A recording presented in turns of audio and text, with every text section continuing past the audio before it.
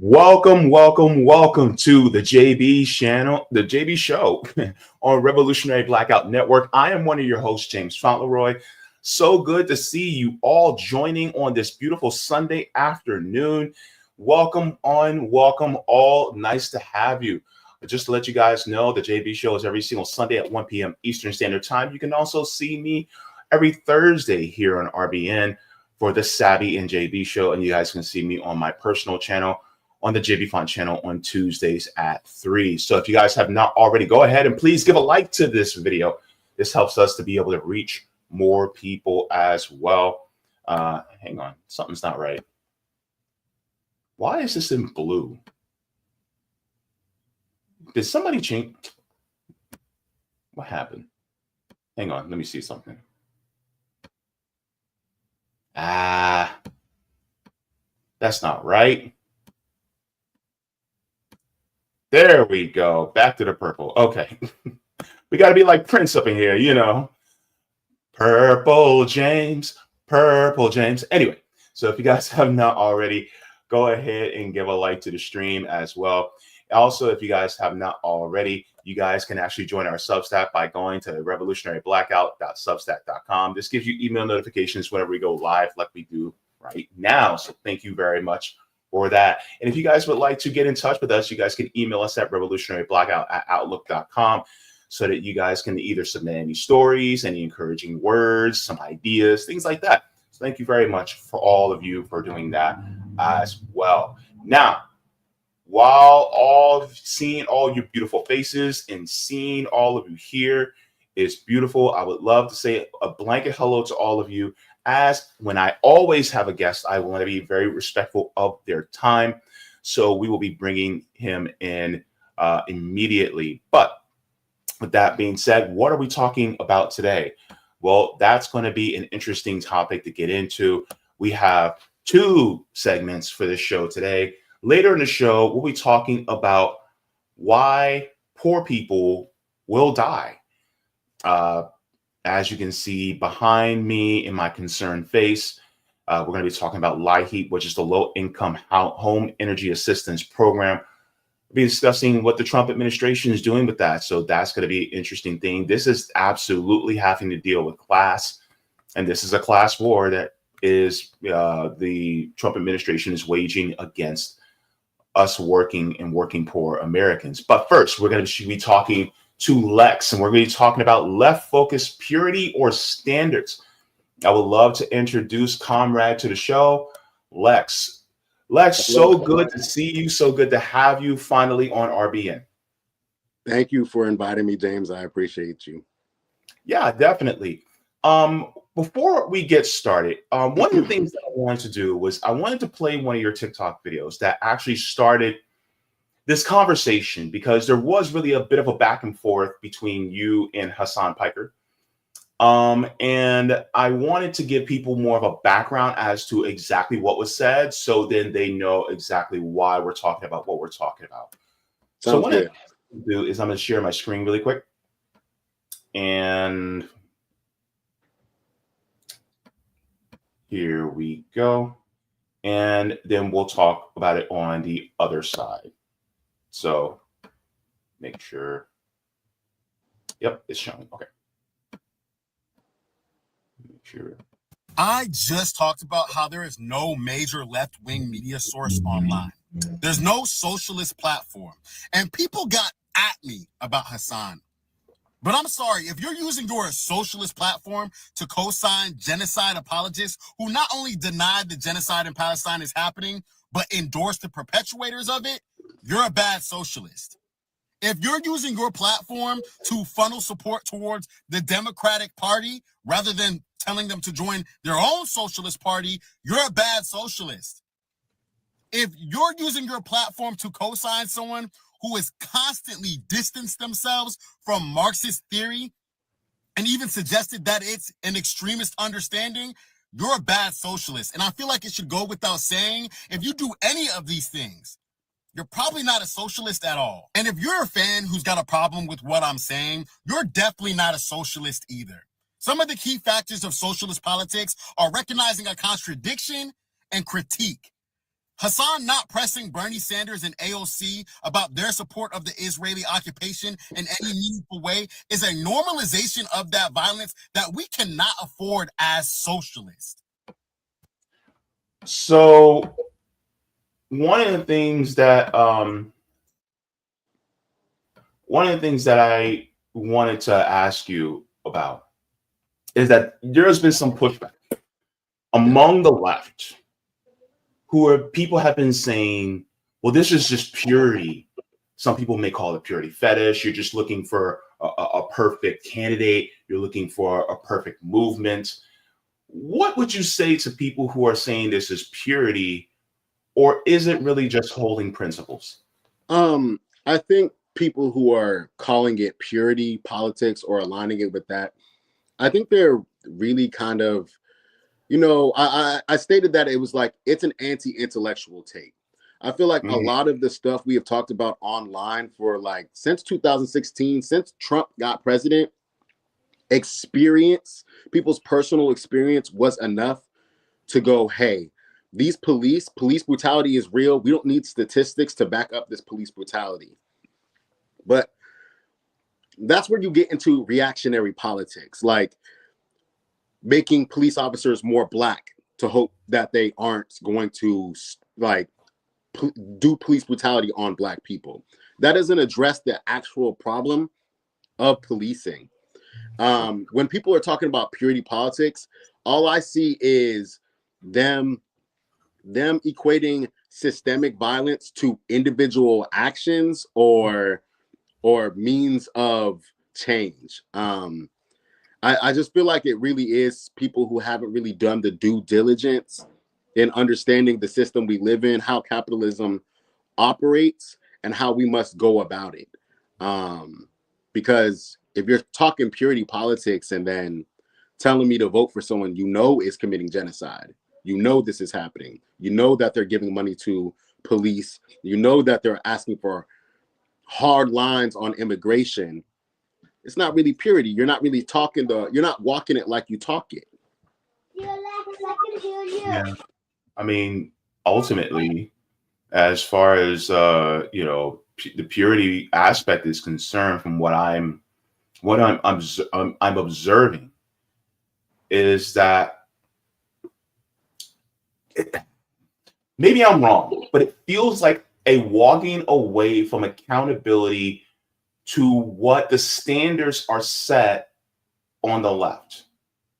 It's basically saying, well, I'm far enough, so that's good enough. And this goes into kind of the people who advocate for the social democracies, right? They'll say the Scandinavian model or the social democracies like in Germany and France and Italy, and they'll say these models are much better than what we have now. Something's better than nothing. Why don't we just pursue that? And why don't we just say, okay, we can start there, just migrate to that point, and then we can go further. Is that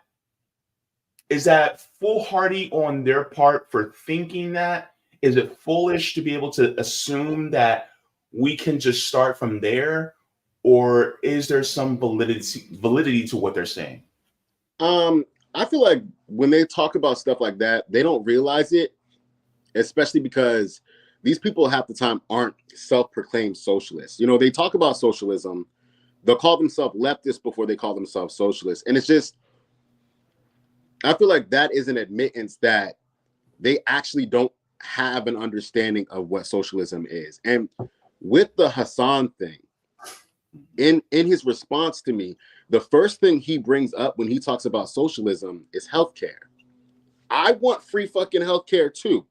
I'm never going to argue against it, but that is not breaking ground when we're talking socialism.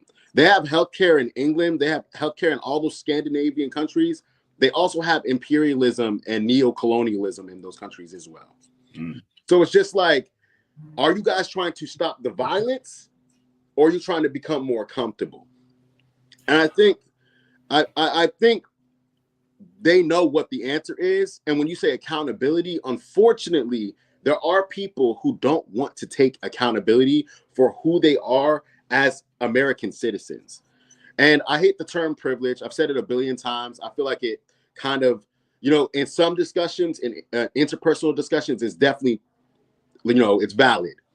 But when we talk about privilege, there is that American imperial core where you're not immune from imperialism. You will always be affected by imperialism. They're polluting the world. But the bombs dropping, the violence, the immediate violence, they don't want to confront the fact that that's something that they don't have to worry about. That's why it's on the back burner of their mind. Let's just vote for this person we know is doing genocide, because the violence isn't immediate. I think Trump makes the violence pretty immediate, which is why they're in a frenzy and why they're talking socialism now. But no, I just feel like it's not the same we're talking about. It's not. Yeah, I'm gonna be honest with you. It feels like, where was this oligarchy tour when Biden was in office?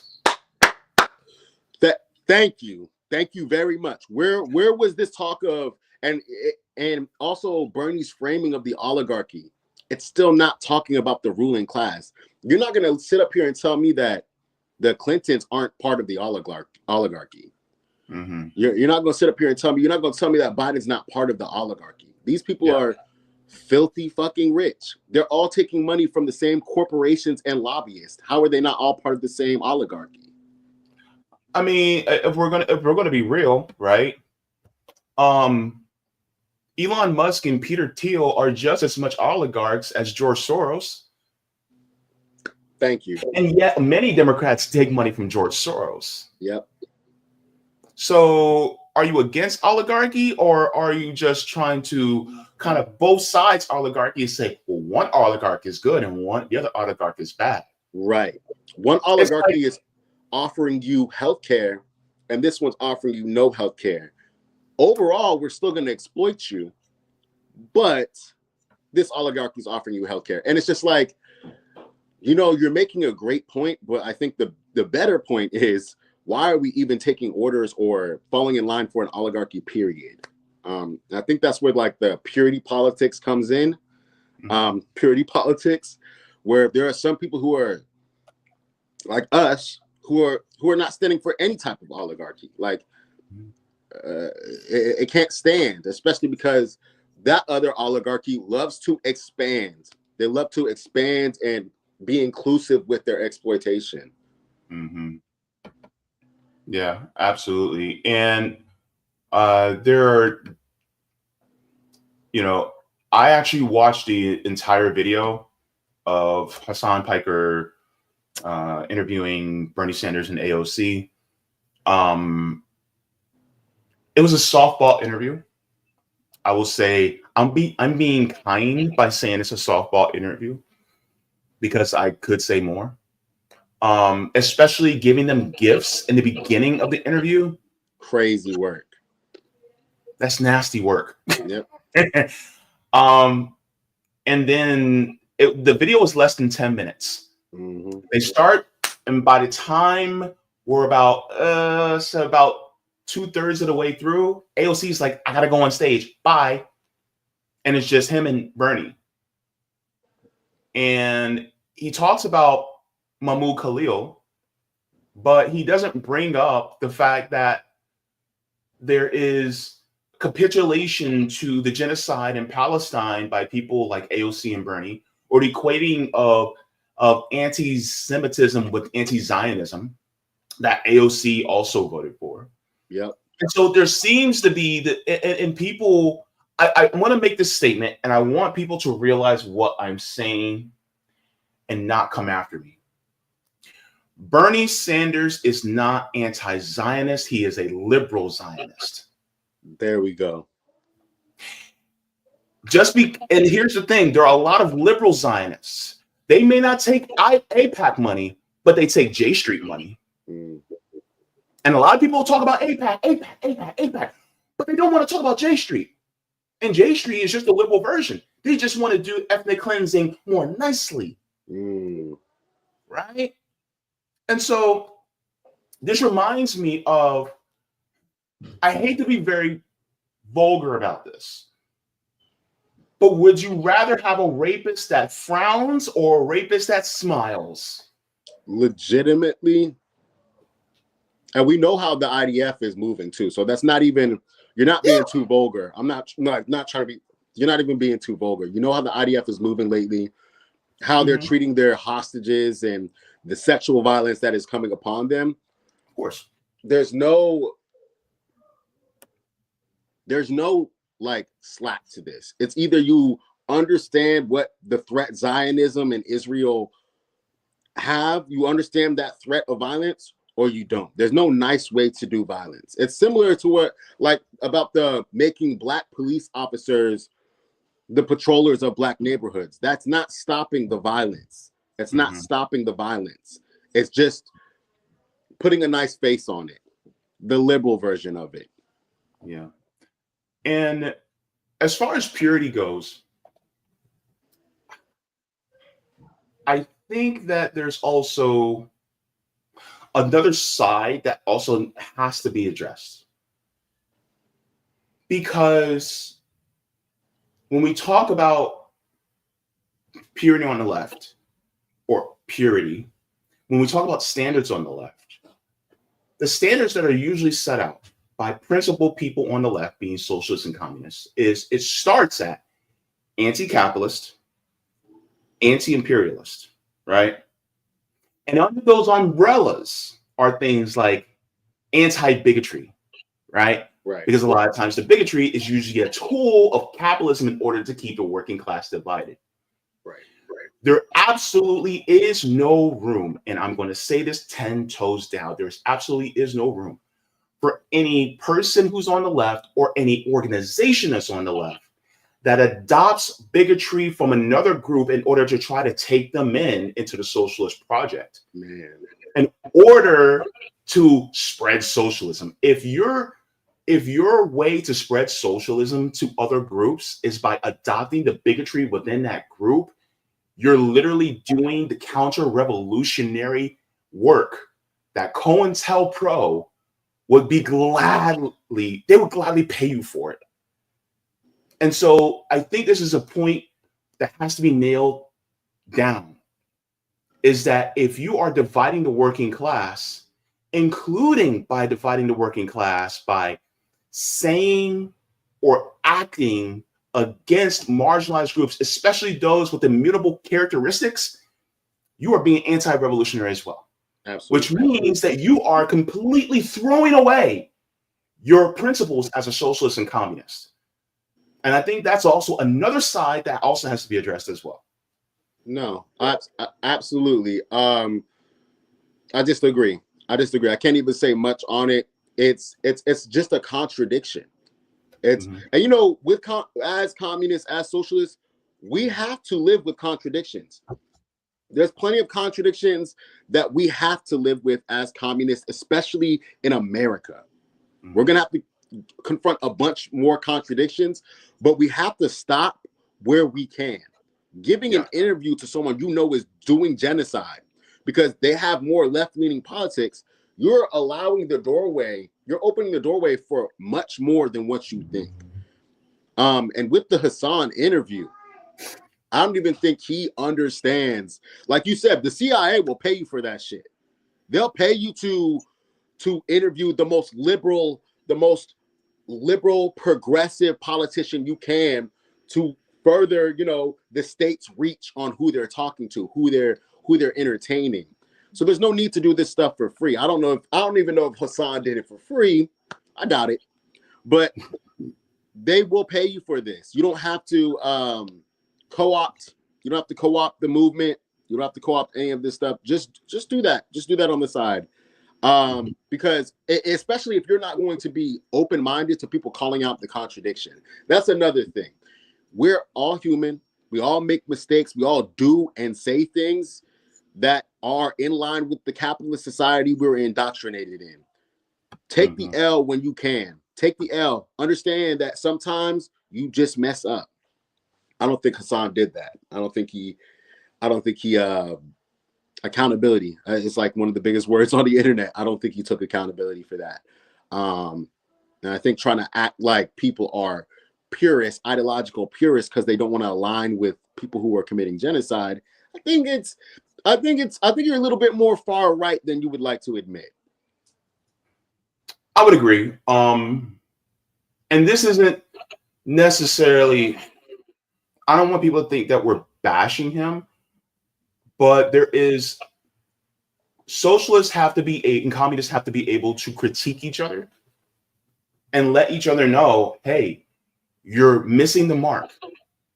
And by missing that mark, that means you're creating a crack in the hull where the fascists and the oligarchs and people who have infiltrators can come in and take over and co-opt what we're trying to do. And I think it's important that we keep that standard up to par so that we can continue this movement going.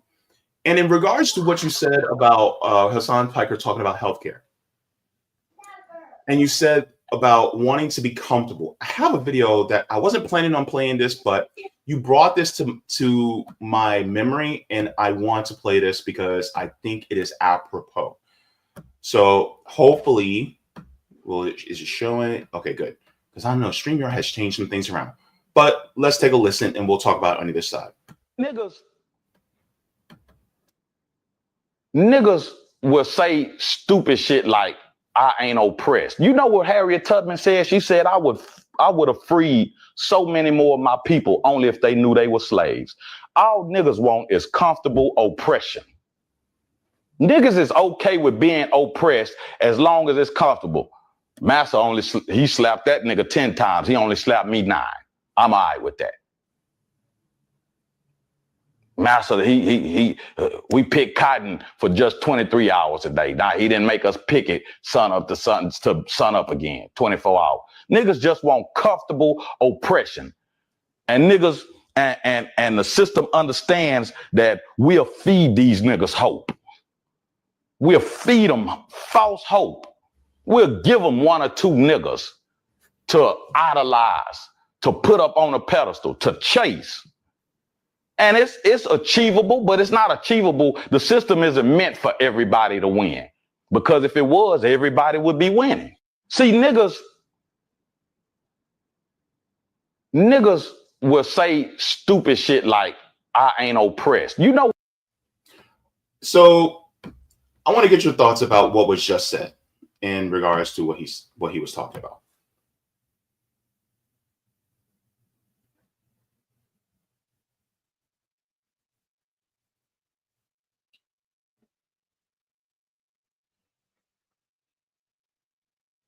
Mm-hmm. There you go. No, I can't hear you.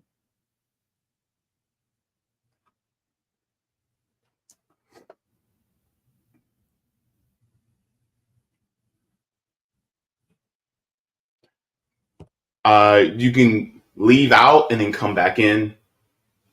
Yeah.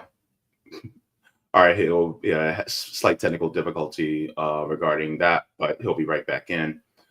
But yeah, as far as comfortable oppression, I wanted to play that because a lot of times what's going on within our system is a lot of people are saying, well, we can still have healthcare while still having oligarchs. We can have, lower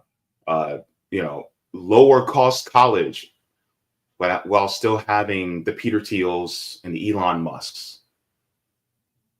We can still have all these different things, but yet they're still oppressing people in other areas. Can you hear me now? Yes, I can. I apologize about that. James got a phone call. But about that video, absolutely. Motherfuckers just looking for comfortability now, man. They're looking for representation, like an ideal that things are getting better rather than them actually getting better. I think Kamala's campaign is probably the best example of niggas just wanting to be comfortable. They just want to be comfortable rather than actual material change.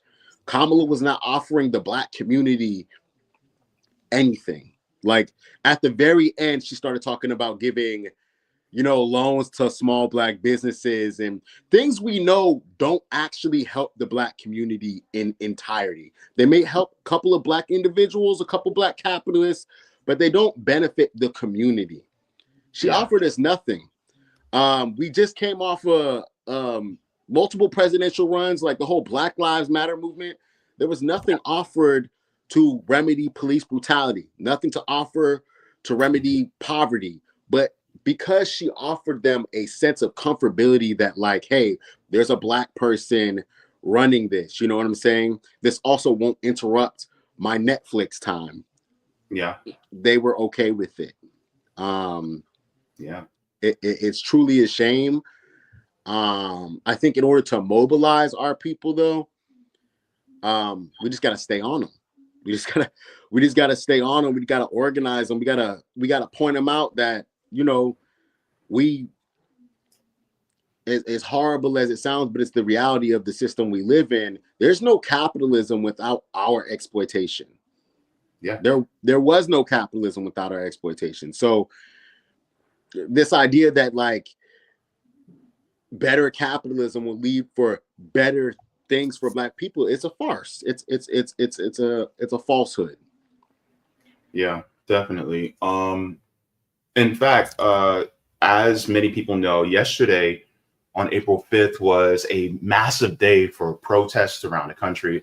A lot of people were out in the streets protesting Donald Trump's administration. It was called the Hands Off protest. In the weeks leading to it, though, there was a message that was given that many Black people were actually vocalizing. So I'm going to share this, and I want to get your thoughts about this because I got my thoughts definitely. I just want to, you know. Oh, okay. I think I know what you're talking about. Yeah, this narrative has been popping up a lot, actually. All right, so we'll talk about the other side. Yo, what's up, y'all? So check it out. We are not protesting April 5th. Every Black person, keep your behind at home. They're trying to do a mass protest, and I'm not the only one that's feeling like that this is a setup, and this could lead to martial law that they're trying to basically make happen. It's a setup, y'all. Listen, let these white people and let these MAGA people fight themselves. All right?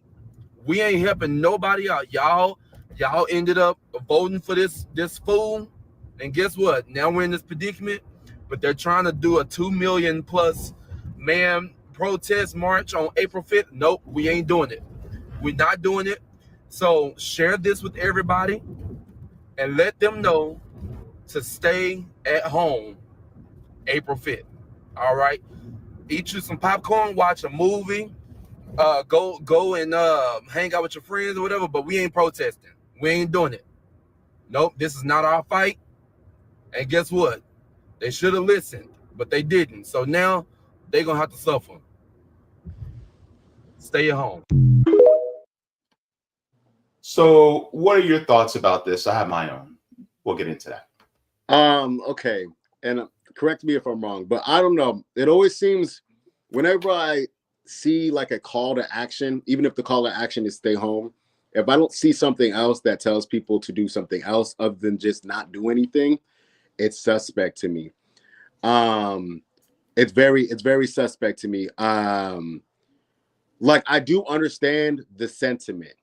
But if you're going to allow, he said, let the MAGA people and the white people fight. They're not going to fight. They will unify before they fight. Like it is a bipartisan system.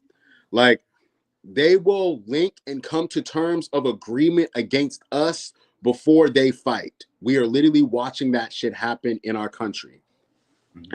I do want to say that when it comes to protest and marches of those things, I do want to say there needs to be, well, for me, when we protest, protests for me are recruitment times. It's time for me to talk to people on the ground. It's time for me to get them on our side. It's time for me to open their mind to class consciousness. Is this what this protest is about? I actually wasn't too familiar with the protest yesterday. You know, my org did hit me up and tell me that, you know, they are protesting. We are going to show out. It wasn't the one we organized. We didn't organize or anything, but my org did hit me up about that. You know, we go and show up. We show out. You know, we show support to the people, but telling people to stay in for protesting, I don't know. And I also, not to step on too many toes, I feel like a lot of people, not to be petty, but I feel like a lot of people are talking about work that they haven't done. Like, that guy was on the, they're always expecting us to protest and like, I've heard the narrative a lot, and I'm just like, it's not helpful. I don't think you guys are helping the cause by any means by telling people to stay inside and not resist what is happening. If Trump wanted martial law, he could do that right now. We see he's not listening to any judges or anything like that. He'll do it right now if he has to. So that's my opinion on it. That's my opinion. I do get the sentiment that that gentleman was saying. Here's my problem with it, though. If all the white people and the MAGA people are out there protesting and they need to fight amongst each other, all right, why aren't you outside organizing just the black community to embrace class consciousness with each other?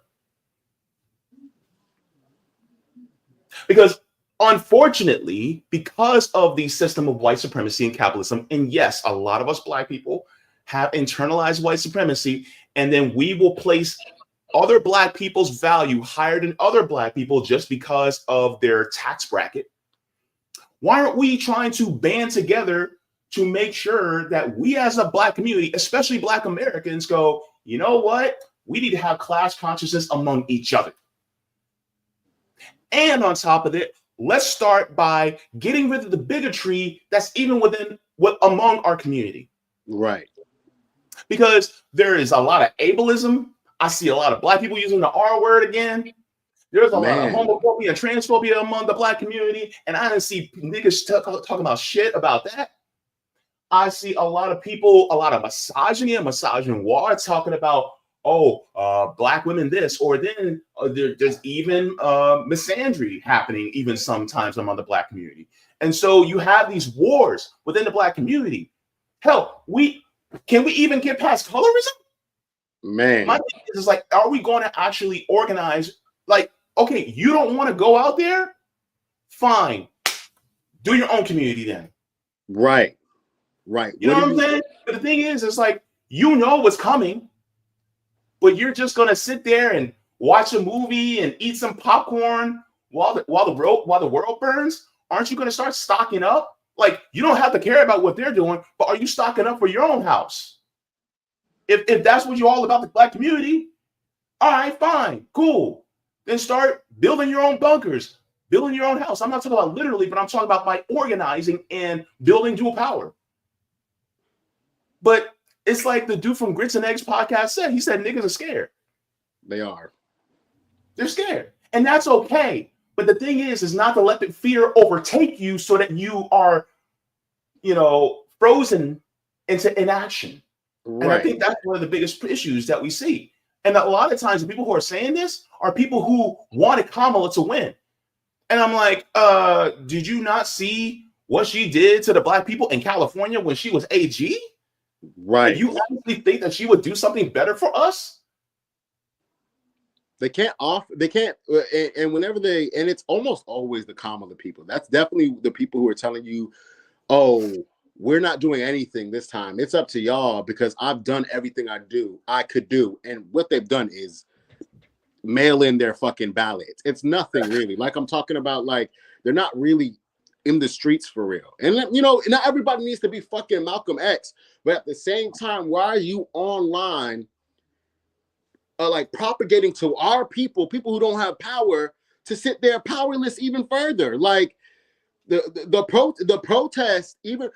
protest give us I'm not saying it gives us a sense of purpose, but it at least shows that we have solidarity amongst each other. You're not even telling us to do that. You're not even telling us to do that.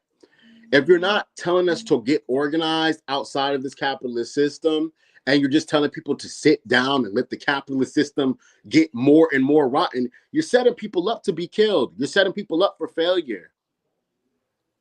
Yeah. It's the equivalent of standing in a river and the current is about to take you over the edge. Now, some people are swimming with the current and going over the edge.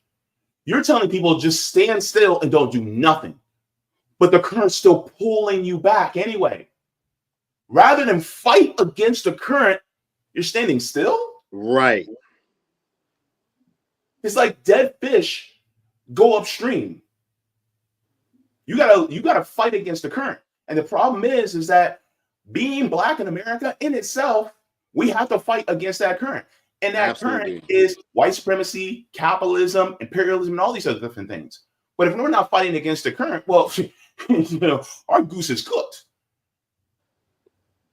And so this is, and one of the reasons why I wanted to bring up the protest for yesterday was, of course, one of the things that you said is one of the things that I firmly believe. Like, are protests in themselves bad? No.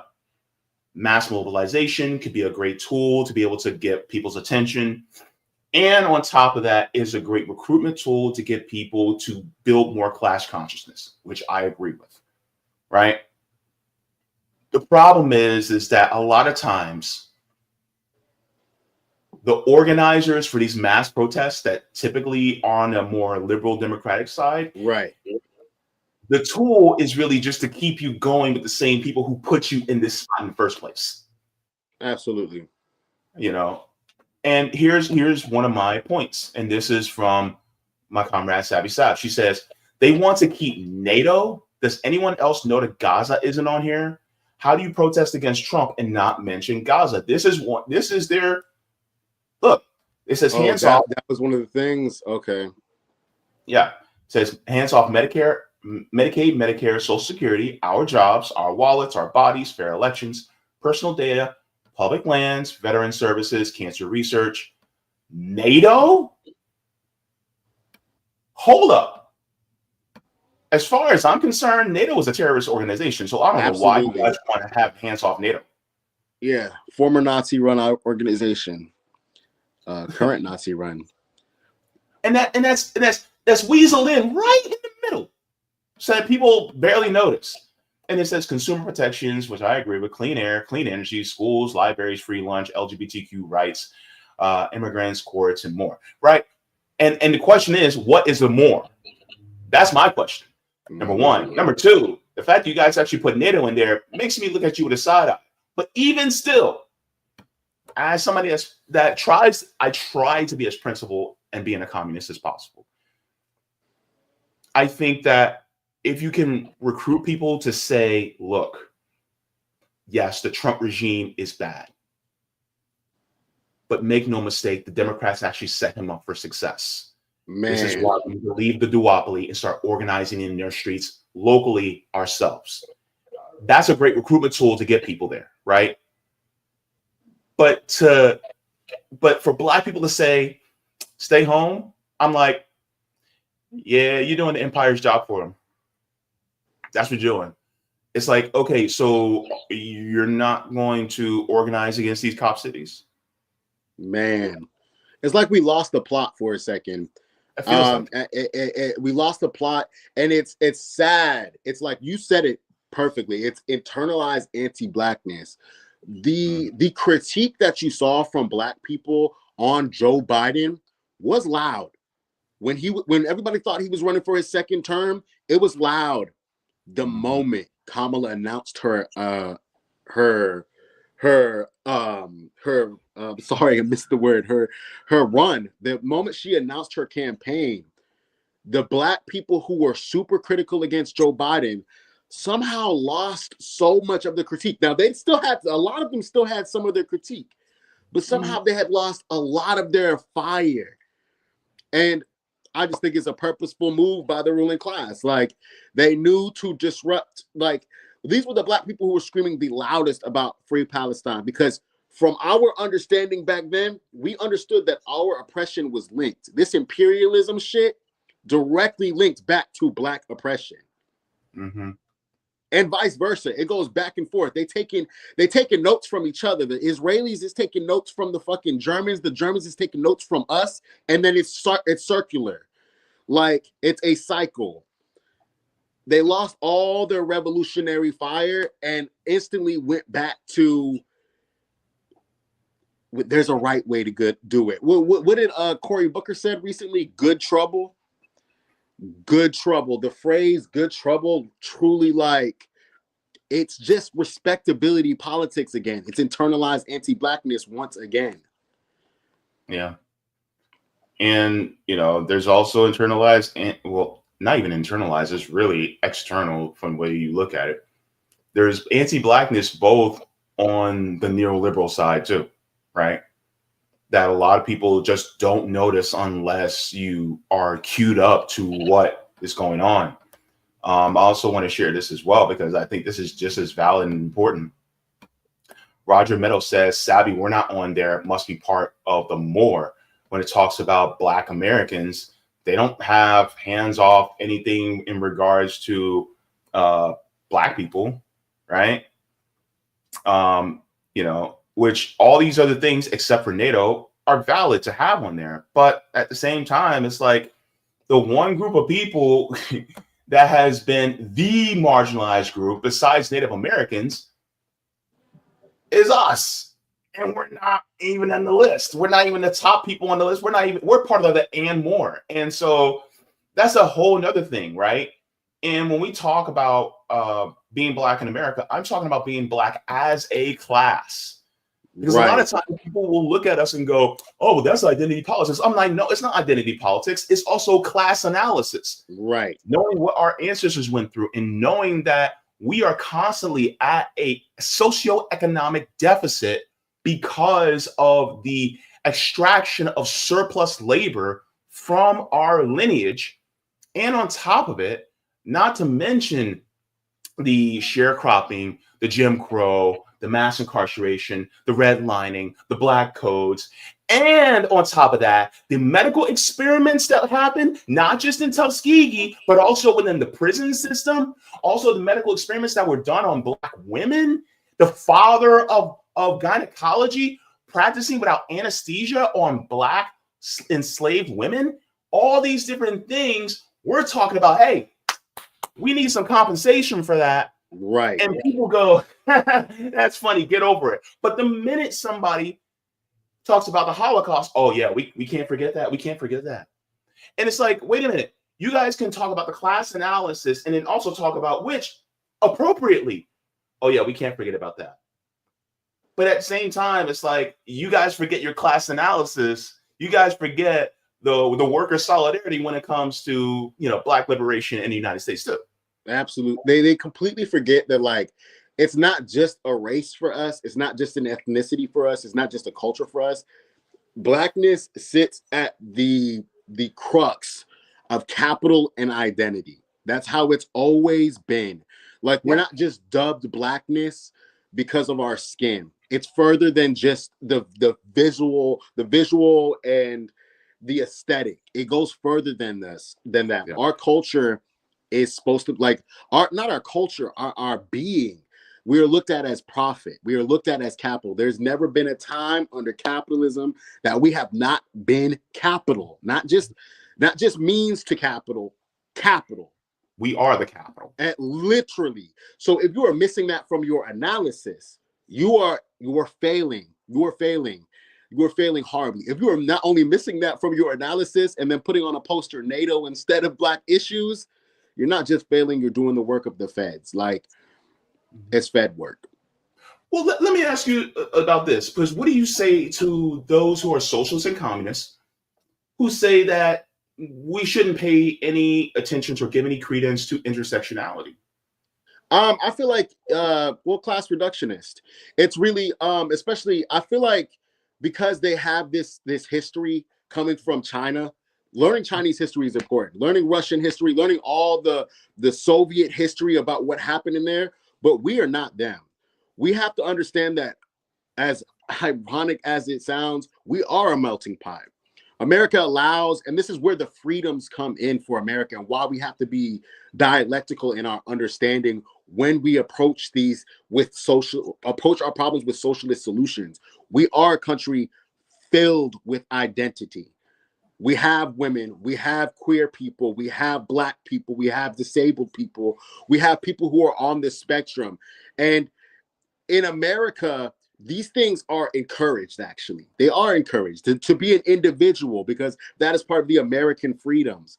But it doesn't stop the oppression these people feel. It doesn't stop the innate implicit bias that is happening. So thinking that, intersectionality, I don't want to go too deep into it, but Sure. in the colloquial term, in the colloquial sense, in the sense of the internet and how the internet uses the term intersectionality to mean there are intersecting identities, you absolutely have to understand that in order to be dialectical as a Marxist, as a communist. It's no way you're going to figure out praxis without first understanding the identity of the workers you are trying to organize. If you're trying to organize the workers, you have to understand their individual needs and efforts and needs, so you can organize them properly, so you aren't doing fed work, so you aren't being counterproductive, so you aren't stepping on toes, so you aren't missing people out. Because the only way we get this shit done is unity. It's solidarity. It's not allowing Zionists who are liberal to come and get our platform. It's none of that shit. It's solidarity. And through solidarity, you have to have some understanding. So, in the same way, I would say that identity reductionism is absolutely counterproductive. If you were talking intersectionality, but you weren't talking class, you're not actually talking anything. The same way I would say, if you're talking class and you're not talking intersectionality, you're not talking enemy. It needs to be a balance. It needs to be a balance. It just does. Yeah, I fully agree, because the thing is, it's like when you talk about the disparities within different groups, there is economic disparities, class disparities among these different groups. So therefore, class and identity intersect, especially within the imperial core. So therefore, like, some people will say things, is some idiotic things like, well, gay people are part of the ruling class. And I'm like, yeah, but that doesn't mean that just because we are emphasizing on queer liberation, that means that we're part of the ruling class, or we're trying to push some rad lib type of agenda. In fact, they're co-opting us, not the other way around. Exactly. Same thing when we talk about Black liberation. They're co-opting us, not the other way around. And Black liberation, we mean ending capitalism and imperialism at the same time. Look at our elders. Look at the Kwame Ture's. Look at the Huey P. Newtons, the Assata Shakurs, right? Look at the Fannie Lou Hamers. Look at these people who came before us. And they focused on Black liberation while also ending capitalism and imperialism. Right. So yeah, yeah, you're preaching to the choir, bro. Oh man. So with that being said, I think we can conclude that really it's about keeping a set standard, right? Right. It's a standard. And it's not a standard that's arbitrarily set. I wish people would understand that, like, when we're talking about standards and principles, these are not things people on the internet just being like, all right, this is what's cool now. This is what we're going to do now. Educate yourself, man. I know it sounds like patronizing as fuck, but it's just like, I'm not just saying shit on the internet that hasn't been said 50 fucking years before. They like to call me a purist. And it's just like, fam, I am literally speaking a politic that is older than me, that is older than my parents. It's just that we are actually trying to apply it now. We are actually trying to apply it. It's not purity. It's the only way this shit is getting done. As horrible as it sounds, it's like there is one way out of capitalism. You either understand that way, or you will become a reactionary. And I'm not saying your efforts will go undone. You'll feed people. You'll give people health care. You'll help people. You won't stop the system that is hurting them to begin with. And that's what we're trying to do as socialists and communists. We're trying to stop, like who said it first? I actually don't know. I'm going to misquote it too. Radical means grabbing it by the root. We are trying to stop the problem from the root. We're not trying to, you know, we want to stop all this bullshit up top, but we could cut this from the bottom. We could cut this from the bottom and really end it. Yeah. Look, I'm gonna let you have the last word on that. Can you tell us like where they can find you and what you have coming up? You can find me on, you know, they didn't ban TikTok yesterday, so you can find me on TikTok. I'm still on there. I'm Vex Loser now, not Lex Loser, Vex Loser. I'm also on YouTube. Small Talk Kills YouTube. I should be coming with the podcast. My Hassan video is the last one I dropped. Please go out and check it. I'm also on Instagram, Lex Loser. So I'm out here still. I'm still gonna keep going. They deplatformed me for a little bit, but I'm still keep going. I'm still keep talking that shit. People need to hear it. Yep, keep talking, bro. Thank you so much for coming on. It was a privilege to have you on, and I cannot wait to have you on to discuss more news stories and also discuss different topics. Please don't be a stranger. Appreciate you, James. Have a good one. All right, you too. Bye-bye. All right, folks, thank you so very much for tuning in for that. I think that was a worthy conversation, a productive conversation to have, especially in regards to how we organize and how we view ourselves on the left. Are we really setting a standard and keeping that standard? And one of the points that I also want to make too, because I was thinking about this, some people may think, well, you're just trying to lock people out. It's like, no, we want people to come in. The thing is that we're also not going to tolerate foolishness. It's like a church, right? You're welcome, but we're also not going to tolerate foolishness when you come in.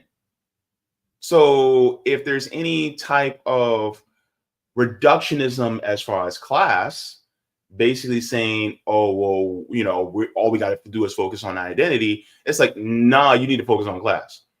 But then if you come in and say, oh, we just need to focus on class and not identity, we're also going to say, you need to also, and then especially if you have some bigoted thoughts, we're going to be like, hey, not up in here.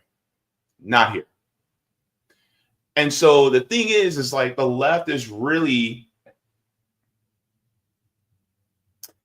I think Madeline Pendleton said it best, is that the left is trying to keep itself the left, right? Because even the term leftist is now meaningless. You got and a lot of people say, well, I don't like labels. I don't like labels. Labels are essential for life because that can let you know what is what. That's why I never subscribe to the I don't like labels type of movement. No labels. I don't like to label myself. Like, no, I'm gonna label myself. You're gonna know exactly what I am. You're gonna know exactly where I stand. And you're going to know the exact definition of who I am and exact definition of where I stand. Because if this jives with you, then guess what? You're the same thing too. So this is why no longer I'm going to stop calling myself a leftist. I am a communist. It is what it is. And if you're afraid to say that, well, just be real. I'm afraid to say it. And then you're going to have to muster up the courage to be able to say it one day. But the thing is like, if you really, truly want, and I think it's important that if you really want to consider yourself to be part of the left, you have to reject the things that employ exploitation. And those things are capitalism and imperialism. So you have to be anti those at the very least. It's just the way it is. And the thing is like, there's no fence riders on this movement. No fence riders.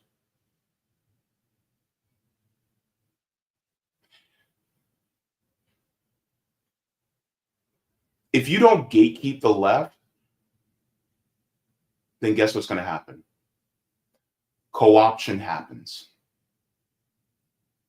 You know how many infiltrators that come into organizations and then they'll try to talk organizers into doing something extreme that is completely unnecessary, that will get them caught and then get them taken out of the movement. You know how often that happens? So you have to be able to, you have to use your antennae to spot that out. But that means having principles, having standards, and then being welcoming enough to let people come in, but let them know, hey, these are the principles, these are the standards. And then we teach, we encourage, and we let people see the contradictions within capitalism and imperialism. And if they want to stay comfortable, all right, you stay comfortable over there. Okay, fine. But the thing is that you have to be brave enough to embrace the uncomfortability with being on this side, because this system is not for us. This system has not been built for any of us. And either you're going to be uncomfortable fighting against the system, or you're going to be uncomfortable acquiescing to the system. And if you're uncomfortable acquiescing to the system, you're dying on your knees instead of on your feet. I'd rather die on my feet than live on my knees. All right, with that being said, go ahead and give the video a like. Thank you so very much to everybody for tuning in. Appreciate it. Thank you so very much for Lex for coming on. And so, yeah, I plan on having him on for other shows as well in the near future. Great analysis, by the way. And yeah, like I said, I'm not going to downplay not going to these protests, but I think it is important that you go there with a stated goal of using it to inform people, right? It's like people are upset about the system, but they don't know which direction to go. They're just going the direction that the neoliberals or the liberals will point them in. And that's when you put your hand on their shoulder and go, hey, I know you're not crazy. This system's not for us. But this isn't the way to go. They're actually part of the same team. They're just trying to get you to go into their direction. Come with us. All right. Because this is the equivalent of you either have a slave master that goes, and it's just like the gentleman said in the video earlier, you either have a slave master that scowls at you, that beats you, you know, with 10 lashes versus the one that smiles at you that says, this hurts me more than it hurts you, and it only beats you with 9. That's the crossroads where we're at. We're the ones that are going, hey, look, I know it's scary out there in the woods, but we can run away and be free. You don't have to worry about lashes at all. You don't have to worry about being slaves anymore. Let's go. And I'm gonna be honest with you.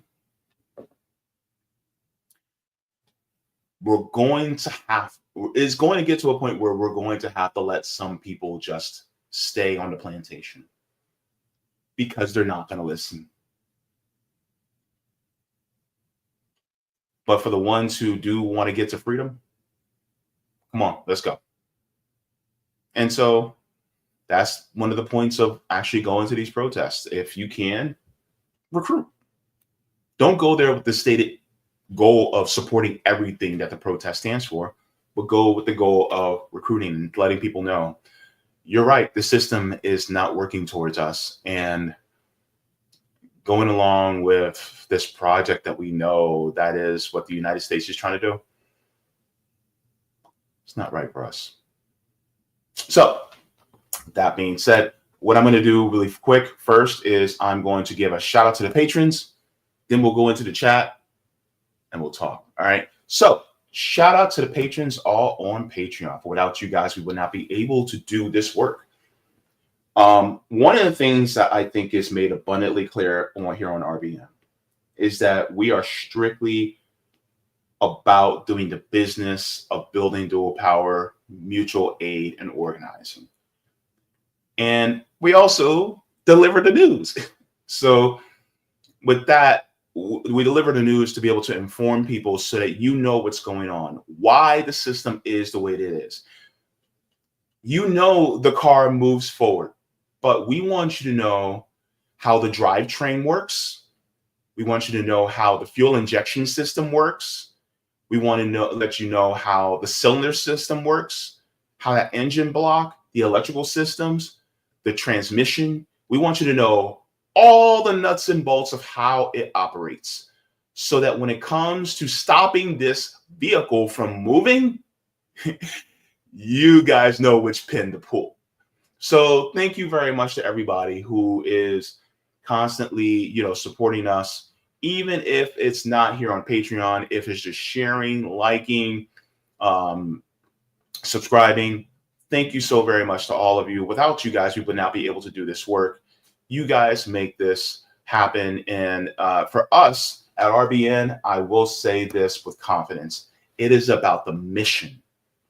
The mission matters more than anything else. And so humbly, we thank you. So let's go into the, let's check for see if we have any Rumble rants first. And then we'll go into the Rockfin.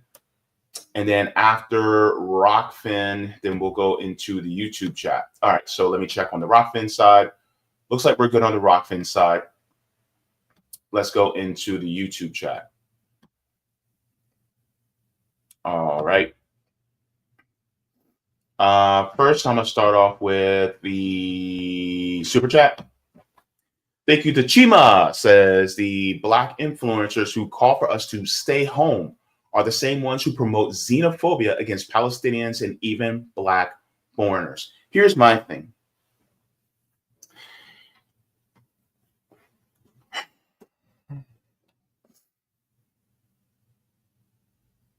I get wanting to fight for our community first. But I'm going to be real. Some Black folks, they confuse fighting for the Black community first for fighting for the Black community only. And that only is very individualistic to me. It's like, we got to fight for ourselves, but screw everybody else, even though we could have solidarity across different communities that would actually help us advance. The Black Panther Party could have just said, we're going to stay by ourselves. We're not uniting with any other party. But they built the Rainbow Coalition. And that's part of what made them so dangerous.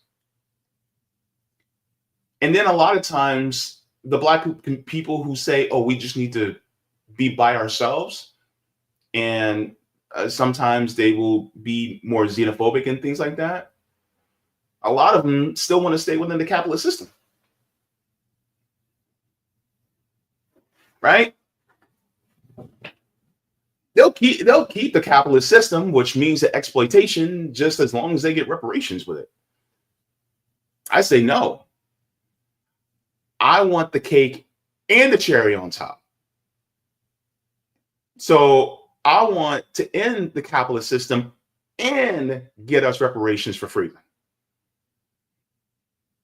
And so that means also seeing the value of uniting with other people who may not be exactly like us, but that can unite with us. Now, a lot of Black folks will talk about, well, they're anti-Black coming in these countries. Here's the thing a lot of people don't realize. The people who are typically the more xenophobic immigrants are the ones that came here legally. I'm not saying all, not by any means, but what the United States like to do is they like to choose who comes in. Also, you either have to have a college education, which means that you are able to, get up in these countries economically, or you have to have money before coming here because it costs money to immigrate here legally. So therefore, guess what? Most of the people that you guys have problems with are the people who came here illegally. And yet, the ones who came here undocumented, you guys think that they're largely anti-Black, so you're going to call ICE on them to send them across the border? Like, come on now. Like, and then next thing you know, they're going to start looking at us and going, well, you know, let's start exploiting these Negroes too. Yeah, it doesn't matter that they have generations been here and they're descendants of slaves. It doesn't matter. They don't give a shit about that. And the thing is, like, it's all about class war.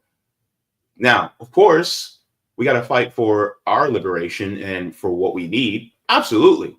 Right. And that will never stop until it's actually achieved. But my point is, yes, you can prioritize the needs of Black Americans, but priorities mean that you have other things underneath it, not mean that's your only thing. And the thing is like, we can unite and have solidarity with other people. Like, for instance, there are a bunch of Haitian people who are fighting against France and demanding reparations from France. I stand with them. Cool. Because they're workers, they're proletariat, and they need to get their reparations. Now, is it going to benefit me at all? No, because I'm not an immigrant. I'm not Haitian. But I'm going to stand with them because they deserve to get their reparations, because their surplus labor has been extracted by France. So that's my point. I just wanted to point that out as well. Good to see a DJ Leader says, Super Sunday to you, Brother JB. Just got to Florida yesterday, Punta Gorda, to surprise my mother for my birthday. Oh, happy birthday, DJ Leader. Good to see you here. All right. Let's go into the rest of the chat.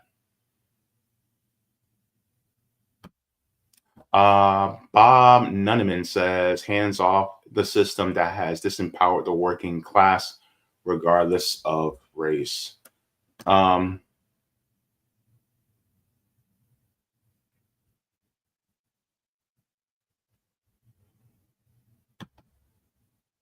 me see.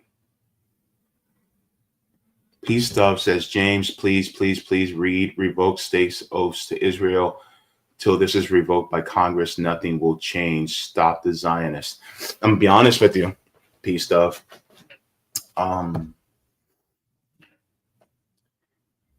Look, I'm down for pushing the states through what they consider the proper channels. But also, I think that as far as building dual power, that will be the ultimate way we can actually change it, which means that the system as we know it no longer exists. That's the only way we can truly cause liberation for many parts of the world. Because this system has to be dismantled. Look, you dismantling capitalism and imperialism in this country will also knock down the bricks of the wall that is causing the deaths of Palestinians in Gaza, the West Bank, Rafah, Jenin, etc. It's all connected. And it's also will dismantle the mass building of cop cities, the white supremacist structure that we have in our criminal justice system that targets disproportionately Black people in this country, that causes the mass migration of people from our southern border into this country because of the destabilization that our country does. The climate crisis that we're currently under, which I'll be discussing in the next segment, which is deeply important. You have to dismantle that. And capitalism, imperialism is really the chief cornerstone, right, of this building, this obelisk. And it's like, once you take that mallet and knock it out, everything topples over. It all goes down. So that's what we're trying to do. We're trying to knock out that cornerstone. Because you can start from the top, but it'll take you a long time before you reach the bottom. But if you start at the bottom, you start at the base, you start at the foundation, oh, everything else topples. And all you got to do is sit there and go, timber. And it goes down. It falls all on its own. So yes, do what you can through the proper channels, which, you know, there could be some assistance in that front, but let's get out in these streets and start organizing too. I think that's one of the best things we can do. Let me see. I don't want to mess up this name. Miss Sinagi says, I don't see legalized marijuana, criminal justice reform, anti-war. Yeah, that's a really good point. Appreciate that. Let me see.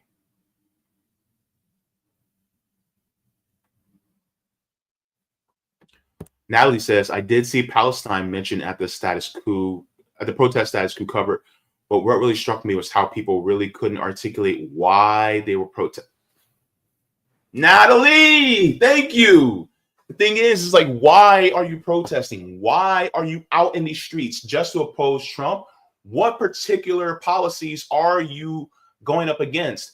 And on top of it, a lot of these policies were set up by the Democratic Party. So first of all, why weren't you guys out there when Biden was in office? That's a whole nother conversation.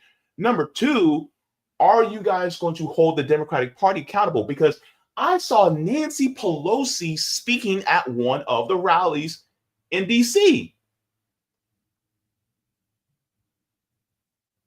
She was out there. And wasn't she one of the people who got us in this mess in the first place? Why was she allowed to speak? She shouldn't have been allowed to speak at all.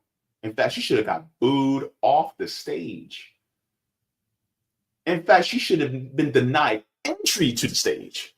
Like, no, chocolate ice cream lady, you can't come on this stage. You can't come in. No. Do not pass go. Do not collect $200.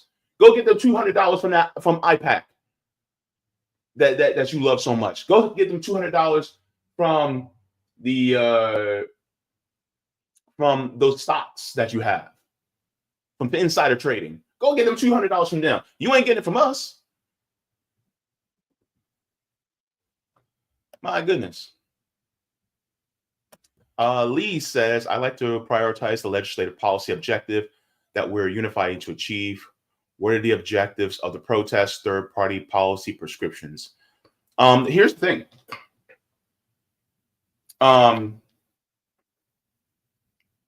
The protests can be a useful tool if you're using them to organize. Meaning, you get all the people together. Oh, we all have these common interests. Okay, here's what we're going to do. We're going to get together. We're actually going to organize and do actual work on the ground to dismantle the system. But if you're not doing anything after the protests in order to dismantle the system with those people that you just met and you just networked with, it's like the old saying goes, a dream without action is just a wish. And you got to put action behind it. You got all the people together. And I said it's like a house being on fire in the neighborhood, and everybody else gathers around to see the house being on fire. And like, oh my God, this is so terrible. Oh, yeah, I agree. This house is on fire. This house should not be on fire.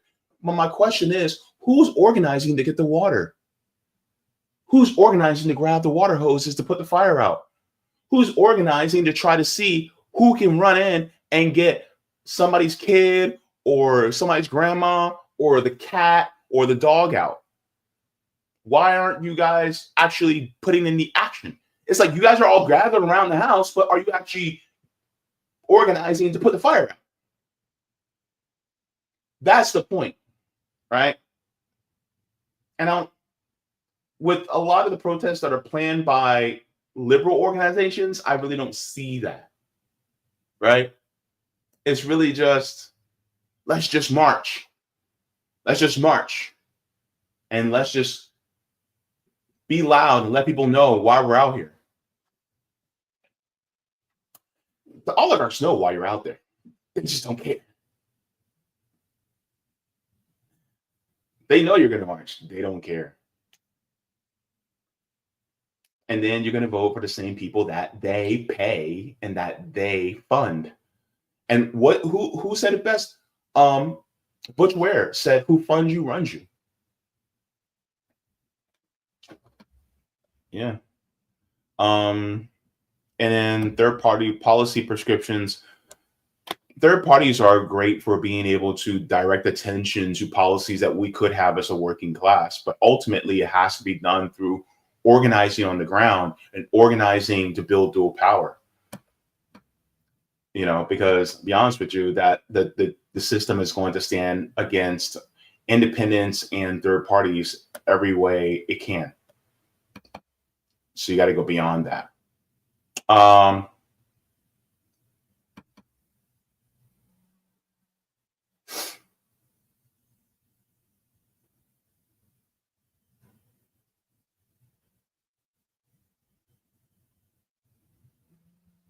Let me see.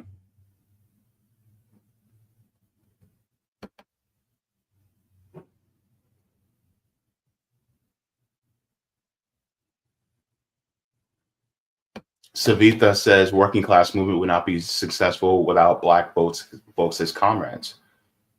That also has to include black folks of different stripes, by meaning, you know, black folks who are neurodivergent, black folks who may be disabled, and some of us, like myself, who are LGBTQ.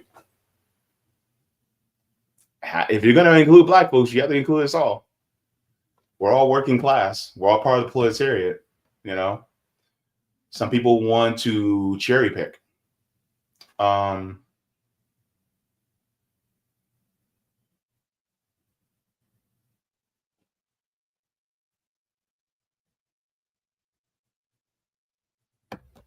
me see. Jacqueline says, "Hey, GB here, everyone. It seems we should also question why the system allows the police to get away with murder a lot of the time, because the system deems it that way. It's not that we allow it, it's that the system has set it up to be that way. You know? And every single time we try to fight against it, the system bites back. Just look at what happened to many of our revolutionary leaders in the past. So, and then people get scared because some of us are made as examples. And so then they're too afraid to stand up. And they're frozen in fear. And so they say, it is what it is. That's just the way the system is. And then they keep on going. They just keep on trucking while being exploited. It's sad, but that's the truth. Zoya says, Russia and China teach more Black history than America, which is quite sad because their Black populations are way lower than the United States. And yet, if they're willing to teach Black history more, that just shows the United States really just doesn't care about us.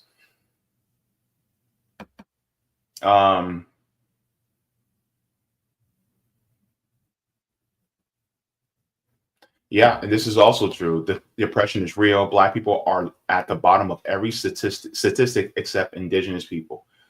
For the most part, yeah. It's pretty bad. This is why it's important for us to, like, how you have solidarity with other marginalized groups. I'm looking at you, you know. I'm looking at you. You know, I'm studying how you treat other marginalized groups. Yes, Katie Lewis in the chat says good shit. Thank you so very much. I appreciate it. Also part of the RBN Orlando chapter. Thank you so very much for that.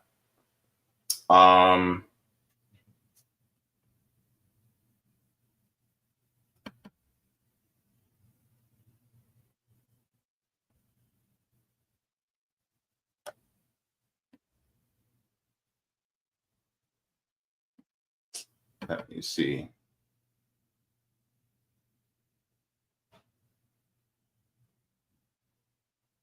Roger says, I call myself a direct democracy. That's an interesting name.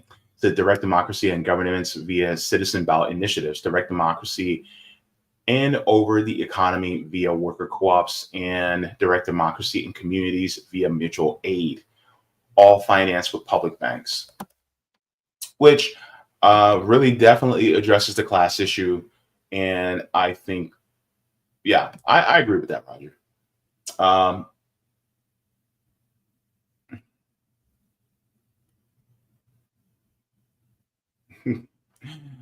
Let me go to one more. Oh, before that, thank you so very much to Pitchforks for coming, for becoming a channel member. Clap it up for Pitchforks for coming. Thank you so very much. Appreciate ya. All right. Let me see.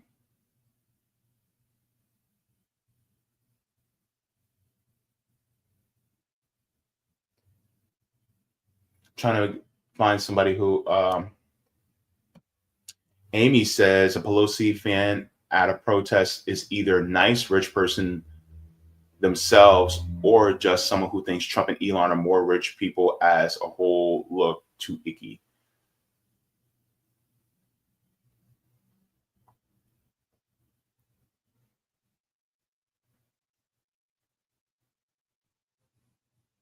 I think I understand what you're saying.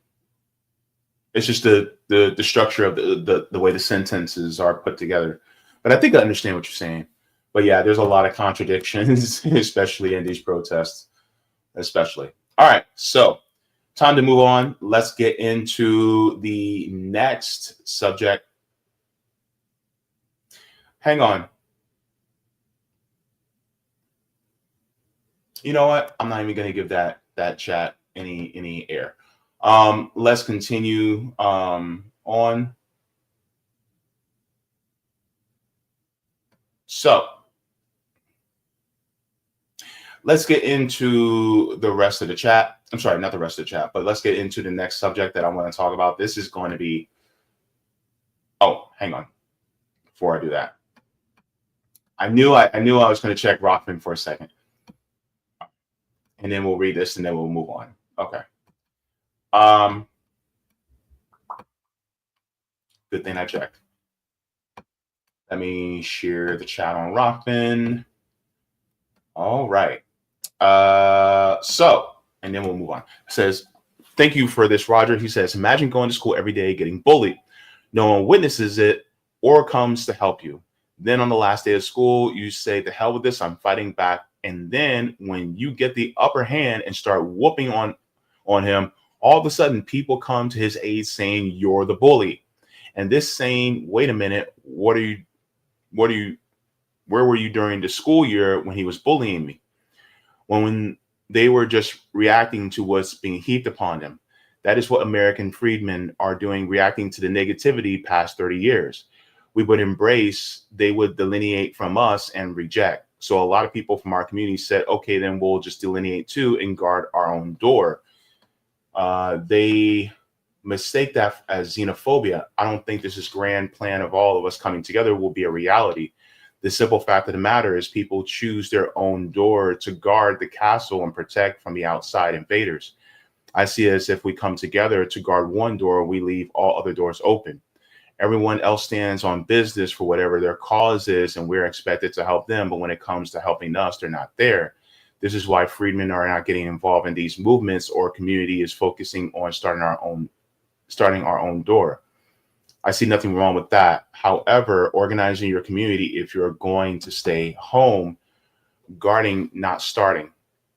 If guarding your door is not the analogy you prefer, how about we all on the same team, but each person on the football field or in the basketball court has to play their position, and that is what are responsible to play your position and play it well. Not everyone's going to get on board for your thing, whatever your thing may be, but you can't worry about that.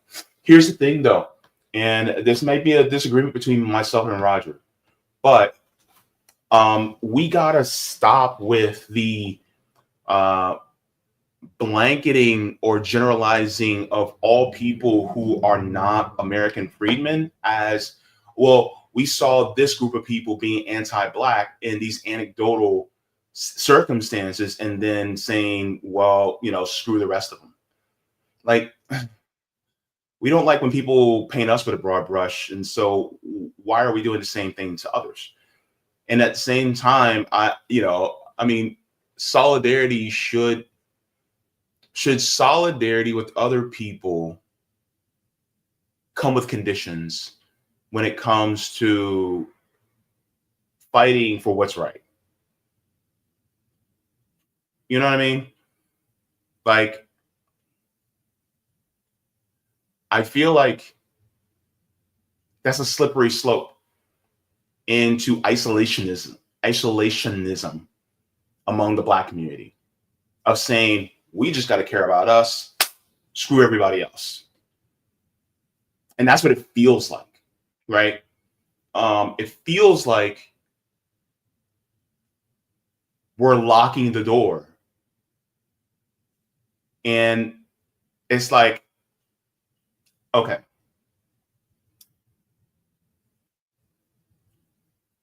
our room is burning inside the house. Other people also have burning rooms inside the house. Now, we can focus on our room, but also some people ours may have a bigger fire, but at the same time, can other people help us and can we help other people? And if we can put our fire out and they can put their fire out, then we all can collectively do that together, stand with each other. But unfortunately, it's like, I get what you mean at the same time. See, this is the problem when you're able to see multiple sides at one time, because then you get kind of stuck. But I think we can walk and chew gum at the same time. I think we can stand with others and be in solidarity with them while also fighting for ourselves. I think we can do that. I just think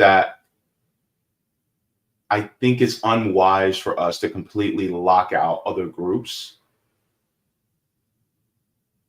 I think it's unwise for us to lock out other groups of having solidarity with them and saying we just have to focus on us. To me, it's drifting to individualistic territory. Now, this is the debate, amongst comrades and,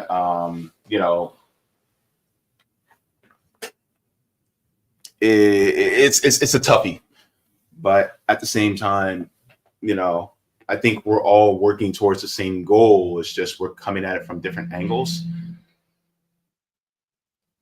But I don't want, as somebody that is an EMT, I don't want to step all over the firefighters' toes. Does that make any sense? Like, I'm focusing on the lives of people, medically, whereas the firefighter's focusing on fighting the fire. But if I'm getting in the firefighter's way, you know what I'm saying? I could be stepping on my own toes at the same time. You know what I mean? So, yeah. But at the same time, we're all like fighting to fight this system to end it, But yeah, so I mean, there's a lot of cross agreement, but there's also some slight disagreement. But hey, we're still brothers in the end, and we'll hash this out. we just got to get rid of this capitalist system, and I hope we're able to do it very, very efficiently and very soon. I think we will. I'm hopeful of that. But let's get into the next subject. So this is what we're talking about. So earlier we talked with Lex about the purity standards or standards among the left. That was a great conversation. Now we're going to talk about why people will die. This is going to be one where I have personal experience with this.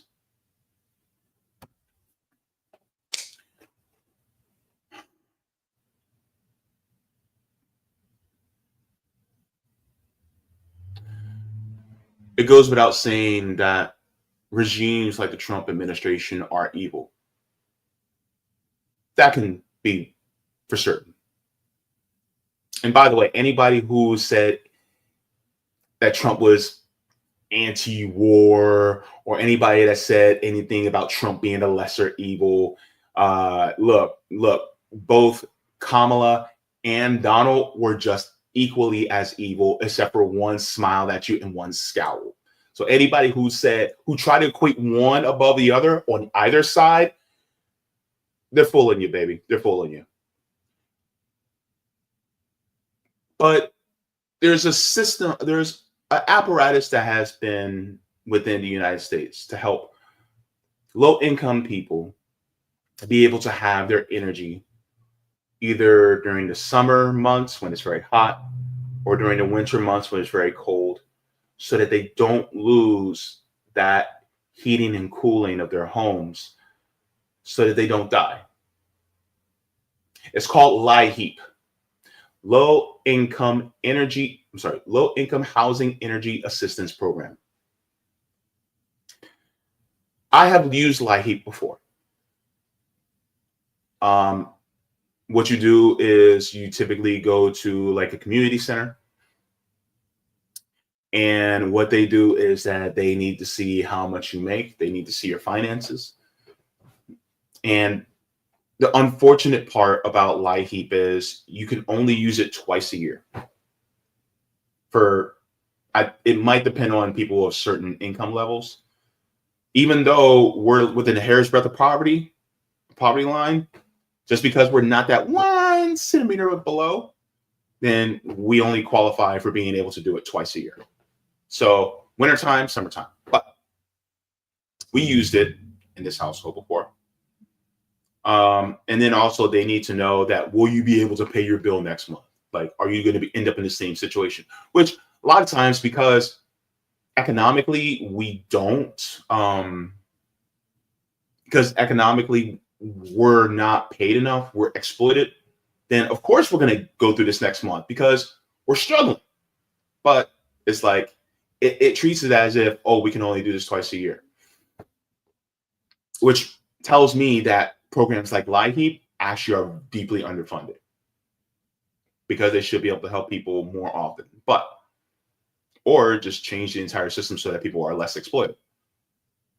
But I want to share with you guys what LIHEAP is and how it actually works first, because I think that's important, and to see the benefits of it so that you guys know why I say it's going to harm a lot of people, especially the working poor in this country. So here is LIHEAP heating assistance. So it's talking about heating, but this also applies to cooling as well.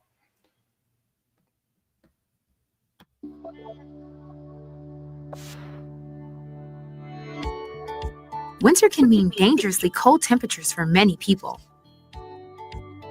It can also mean households have to face the difficult choice between paying for home heating or paying for family essentials, such as food or medical care. More than 1 in 4 U.S. households struggle with their home energy bills and are forced to make this decision. Hold up, wait a minute. 1 in 4, 25% of U.S. households struggle with energy affordability. 25%. That's millions of Americans struggle to pay their light bill or their gas bill. And you see how this system is unsustainable. The fact that how many of you guys are worried about paying your light bill every month? How many of you are worried about keeping your electricity on? If the entire block gets a power outage, are you still thinking, man, did I pay my electric bill? Oh man, I think I was late on my electric. You're afraid they cut your electric off. In reality, it's just, we experienced a power outage. Probably somebody hit a transformer.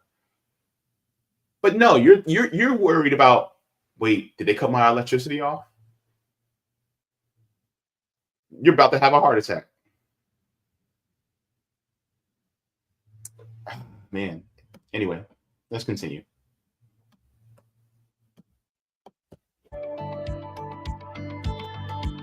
But the Low Income Home Energy Assistance Program, or LIHEAP, can help keep the heat on.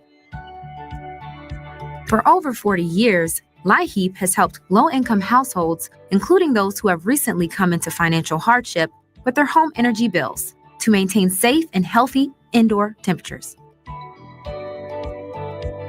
Depending on where you live, LIHEAP's variety of services may be able to help households stay warm in the winter.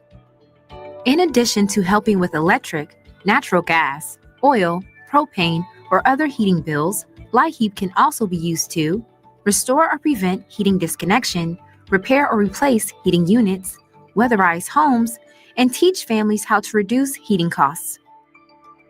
LIHEAP does all this and more as part of its work to reduce the dangers of cold weather and the negative effects that unsafe indoor air temperatures can have on the health of families and individuals. Each year, LIHEAP provides assistance with heating bills to over 5 million households, helping them to maintain safer, warmer, and healthier indoor temperatures. 5 million.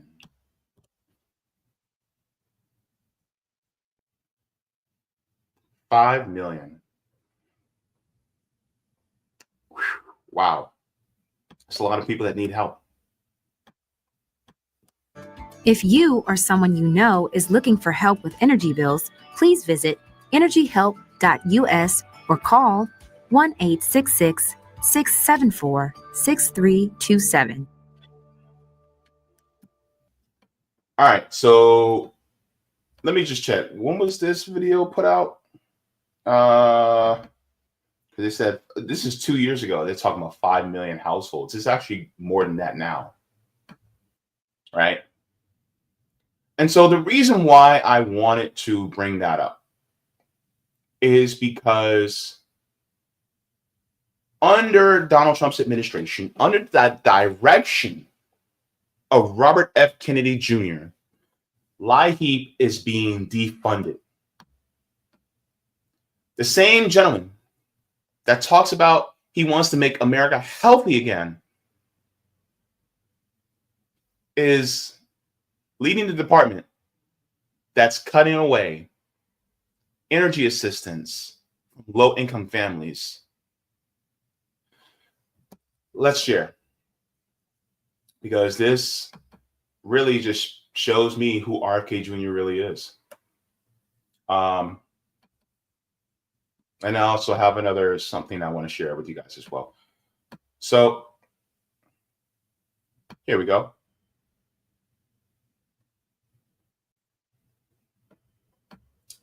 So it says HHS, which is Health and Human Services, fires entire staff of program that helps low-income people afford heat and air conditioning.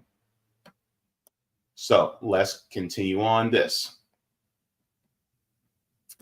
It says the Department of Health and Human Services has fired all of the workers in its program that seeks to help low-income Americans pay their energy bills. Everyone who has been working on the Low-Income Home Energy Assistance Program, or LIHEAP, was let go on Tuesday, according to the now former employee, Andrew Germain. Quote, every single federal staff member that worked on LIHEAP was let go. So there are no federal staff member left to work on the program.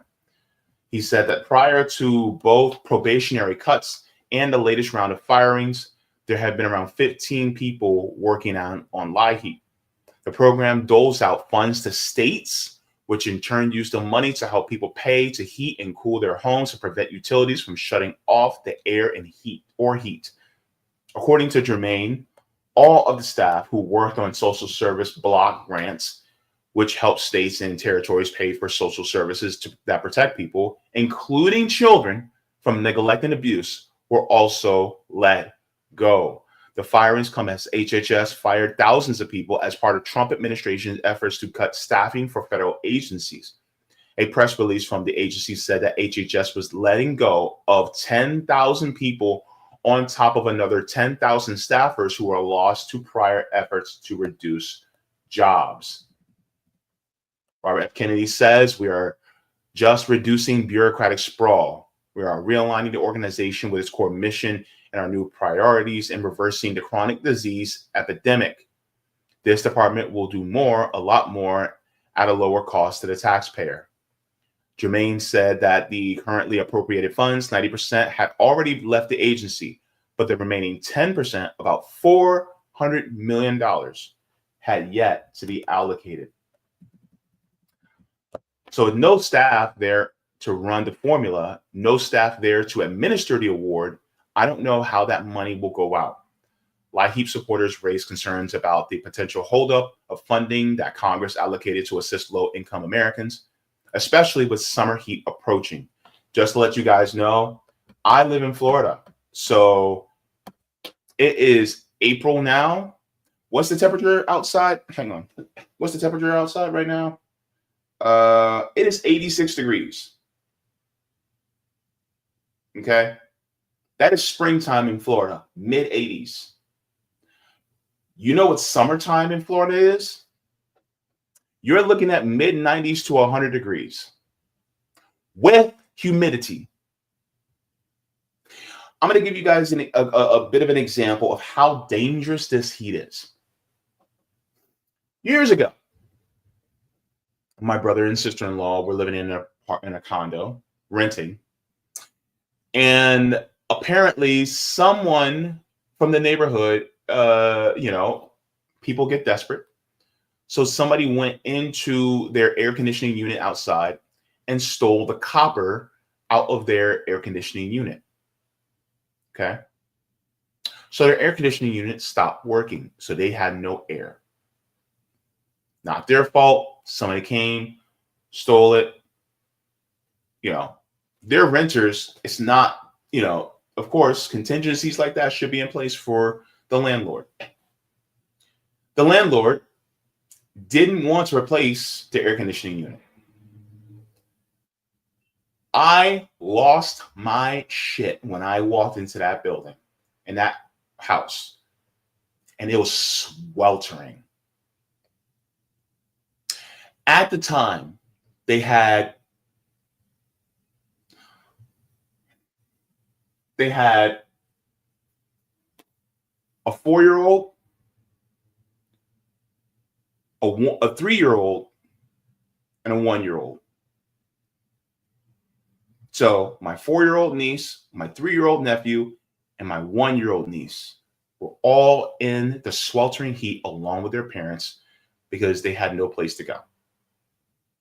So we brought them to my house. But I flipped my shit when I saw my niece and nephew, and they were happy to see me, but they had dark circles under their eyes from all the heat. I lost my shit. I got on the phone and I impersonated a lawyer and called the landlord and said, I am representing so-and-so. And if you do not get adequate air conditioning to them immediately and restore air conditioning, I will be taking legal action against you. Next day, restored the air conditioning. Next thing you know, the temperatures were back down in the house. That's just because somebody stole pieces out of the air conditioning unit. Can you imagine? If the utility company just shuts the heat or the cooling off with people who have young children who are low income and they have no other place to go? Imagine how many people on that same city block that probably uses LIHEAP because they can't afford to be able to afford heating or cooling their homes. And so then your neighbors can't watch your kids. Your neighbors can't, because your neighbors ain't got heating or cooling either. And so this is dangerous. Dangerous. And this can cause deaths, literal deaths of the poor and working poor in this country. And you mean to tell me Robert F. Kennedy Jr.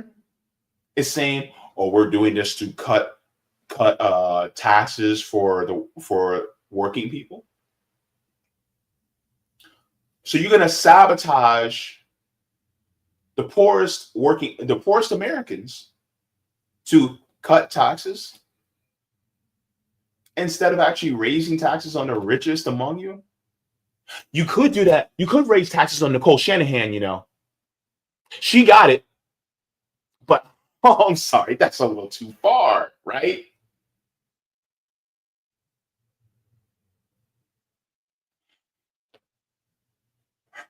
Let me finish.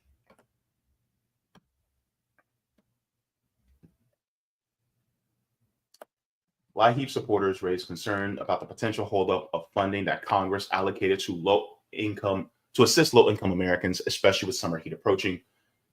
The question becomes, if there's no program staff, do you still allocate the funds to the states? Or do you say, well, sorry, there's no program staff. I guess we can't give you the money. That was from Mark Wolf, the executive director of the National Energy Assistance Directors Association. If that's not the intent, then you're causing havoc to a program that helps over 6 million very poor families heat and cool their homes. There is no precedent for this. He says, my fear is that quietly in their homes, grandmothers will die this summer.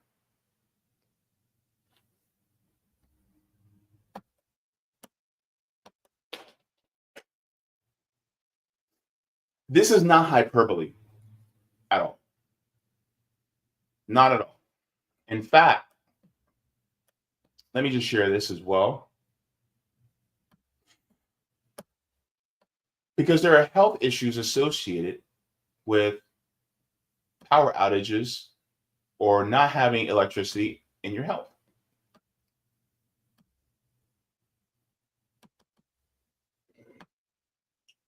So it says, imagine your child has asthma one summer night and a powerful storm rolls in and knocks the power out. Your child starts to have trouble breathing. Usually you use a home nebulizer, an electric machine that turns liquid medicine into a mist that your child breathes through a face mask. But the power is out.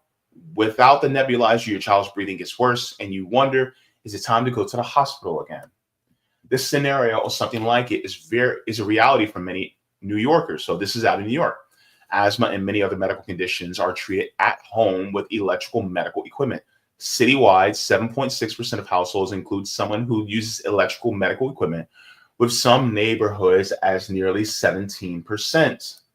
Right? It says power outages threaten health.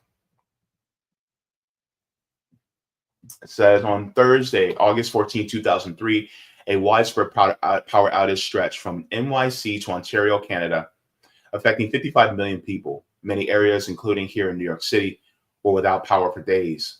In New York City, the power outages started around 4:10 p.m. on 14th, a day when the temperatures were in the 90s.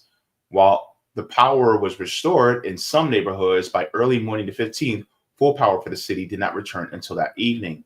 The blackout was dangerous for New York City residents, and we can see the effects in health data. Hospitalizations for respiratory problems spiked above predicted levels. It says 2003 blackout caused a spike in respiratory hospitalizations, right? So here's the chart. See how it spikes right here, right? And then it says health impacts were not limited to just hospitalizations. In fact, the power outage was deadly. In the chart below, you can clearly see that you observed deaths generally bounce around the level of predicted deaths, staying within the prediction range. But on and after the power outage, observed deaths spiked. More people died during and immediately after the power outage. And here's the deaths that happen when a power outage happens.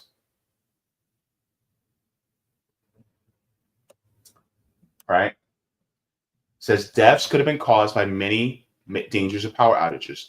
People not being able to charge medical equipment, not being able to use air conditioning on hot days, or experiencing increased physical and mental stress and isolation of living without elevators or subways. And when we studied hospitalization and mortality data around New York City's smaller blackouts in July of 1999 and July of 2006, we saw that localized power outages also threaten health. We found an increase in hospitalizations for respiratory disease, renal or kidney disease, and an increase in all-cause mortality deaths. So, here's the problem. We're talking about power outages. This is talking about just cutting off assistance to households who are low income for energy assistance. Let me ask you this. Do you know somebody that's diabetic? You know how they have to keep their insulin refrigerated? What about people who are doing dialysis at home? I'm a kidney dialysis patient. You have people who do either home hemodialysis or peritoneal dialysis that need a power outlet in order to be able to conduct dialysis at home. And yet now they can't even do it.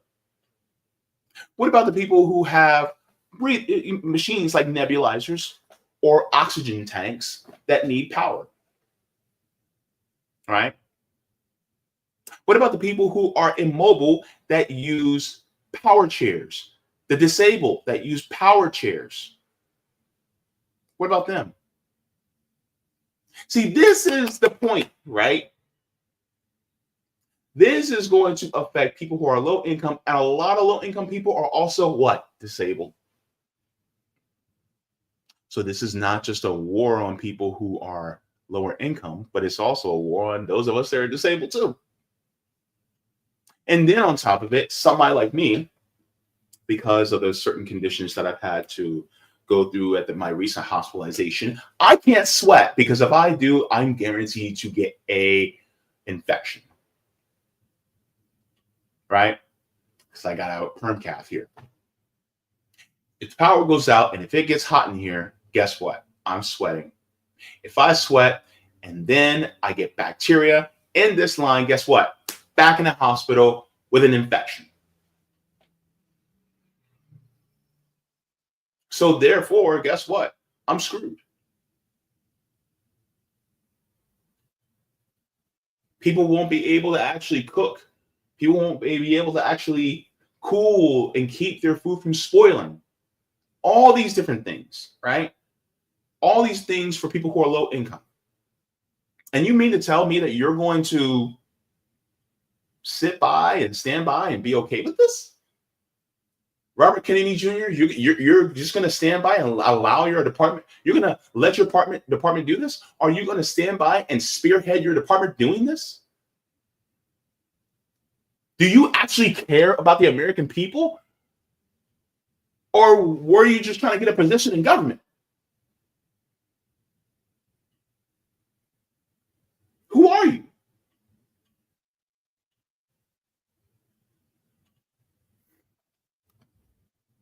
That being said, let me share this as well. I wanted to share this a few days ago, but I didn't get a chance to. But I think this is important too. Because, look, we got to call it out. We got to call a thing a thing. Let me see. This is from the Indie News Network, INN, Independent News Network. And this is from their Substack. And they actually talked about this. RFK Jr.'s field of red flags, plenty of reasons to dismiss this nomination. This came out in February. And it was from Indie News and Reef Breland. Shout out to them. They also do great work, right? This is all his red flags. They say, let's talk about Robert F. Kennedy Jr., the one-time 2024 Democratic Party presidential primary candidate. He's now the nominee to be Trump's HHS secretary. Amazingly enough, politics can create a hell of a character arc.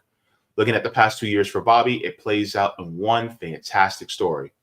And it talks about Kennedy 24, Act 1, running as a Democrat, Act 2, running as an independent, Act 3, flirting with running party affiliate, Act 4, pulling a gimmick, naming a VP willing to fund the campaign. Yep, Nicole Shanahan, a billionaire. Act 5, Kennedy bows out early, makes a deal, and endorses Trump. Act 6, Trump wins, like we all knew he would months before, nominates RFK Jr. as HHS secretary. Bobby salvages something. And then, how many red flags? Talks about all the red flags, basically that he has. And now these red flags are coming to fruition in him as HHS secretary. Is solidifying. There's one, selling the VP plot to buy corporatist Nicole Shanahan for $12.5 million. Yeah, Bobby Kennedy was for sale, right? 2, immigration and southern border chud pandering. So he talks about that, right? 3, said he wouldn't join the Trump ticket. Technically, no, but is joining the Trump administration as HHS secretary. Much different. Very good question. 4, 2 Epstein flights. One to lied to Whitney Webb and said there was 1, questionable friendships with notorious alleged murderers, O.J. Simpson, and drug rapists, Bill Cosby. 5, called Mike Pompeo brilliant and a man of the people in 2024. The fuck is wrong with him? Mike Pompeo? Are you serious? 6, he's been lifelong corporate Democrat. So, yes, he actually took corporate money. A lot of people don't think about that. 7, hired ex-CIA daughter-in-law Amaryllis Fox to manage his campaign after Dennis Kucinich leaves. Push for Trump to name her CIA deputy director. See all the skeletons? It says, called CIA agents good, patriotic people, including Amaryllis. These are the same people that have led to coups and deaths of democratically elected leaders in other countries that were actually doing well for their people. And yet he calls the people who are agents of the CIA good, patriotic people. Right. 9, push Russiagate, said Putin is a thug and a bully. Right. 10, son is fighting Ukraine, only found out because he got a credit card bill. And then, of course, the weird animal stuff, it's not that big of a deal for me. Kennedy family, legacy, entire reputation due to his last name, desperate for decades to be a member of the club. And in 15, personal fidelity issues, which I'm not, very interested in. I'm interested in more of the wider stuff. And then 16, Zionism and Rabbi Shmuley, zero accountability for Israel. And this was one of the biggest things that actually was a nail in the coffin for many people in supporting him in his campaign. The fact that he actually supported basically the genocide. He'd still be limited in his role as HHS secretary. Fluoride and jabs, for example, are state issues, says global health law expert Lawrence Gostin from Georgetown University. That will also be used to excuse any shortcomings of the job. He couldn't do what he really wanted to do. So this talks about that. And so this is, pretty thorough from them. And so I'm going to share this so you guys can read it. But shout out to Indie Left for this expose on the red flags of RFK Jr. Because RFK Jr., as the HHS secretary, is really showing who he really is by allowing for programs like LIHEAP to be basically dismantled so that it ends up screwing over the working poor. And it's like, do you actually care about? Because here's the crazy part. It's like, what part of Make America Healthy Again includes making it so that the working poor don't have low income energy assistance, and then they end up dying because they either freeze to death or they have heat strokes and they die? What about that is making America healthy again? You see the contradictions? This is why we talk about leaving the duopoly, leaving both parties. Also, be very critical about somebody that has an I next to their name, because some of them may be either a Democrat with an I next to their name or a Republican with an I next to their name. Democrat I next to their name would be somebody named like Bernie Sanders. Be very wary, be very careful, because these people will also support the same people that are exploiting you.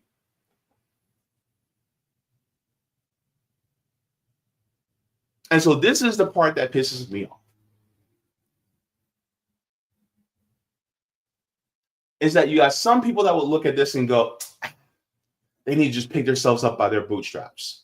Meanwhile, a lot of these people that are on low income energy assistance actually have jobs. Or some of us get income because we're on disability or Social Security, things like that.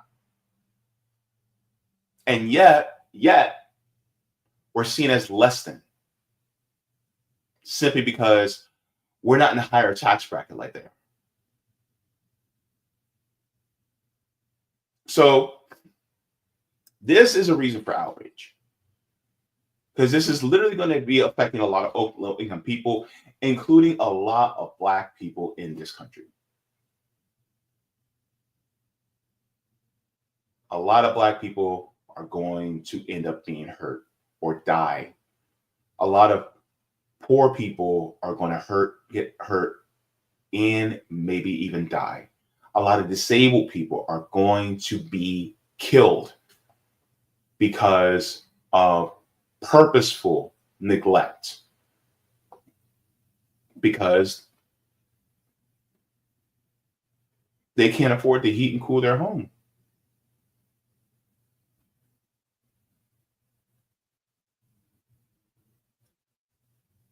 This is why we organize. This is why we talk about organizing and building dual power, getting out in these streets.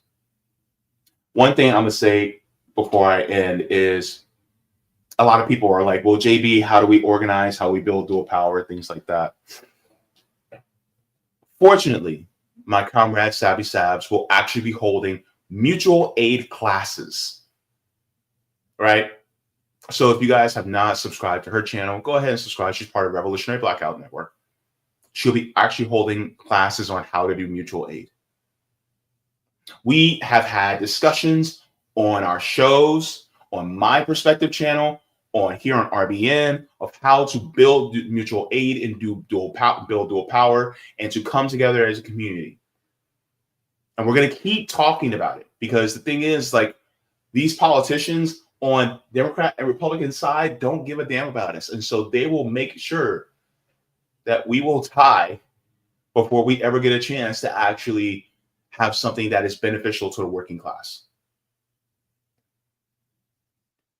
So I highly recommend you guys, if you guys can sign up for that, great. And I will try to join in on some of those classes as well. And also, a couple Thursdays back, I had a mutual aid organizing group.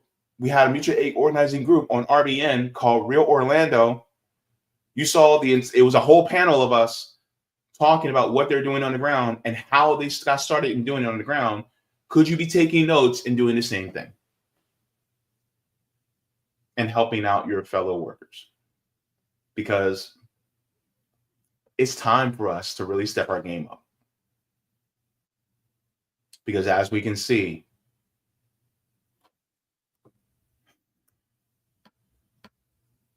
it's going to get bad from here if we don't shield ourselves from this system.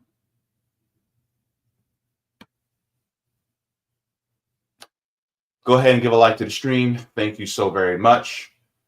going to go into the chats, and then we will head on out. So, just checking to see if we have any Rumble rants, and I'll get to any Rumble chats in the interim.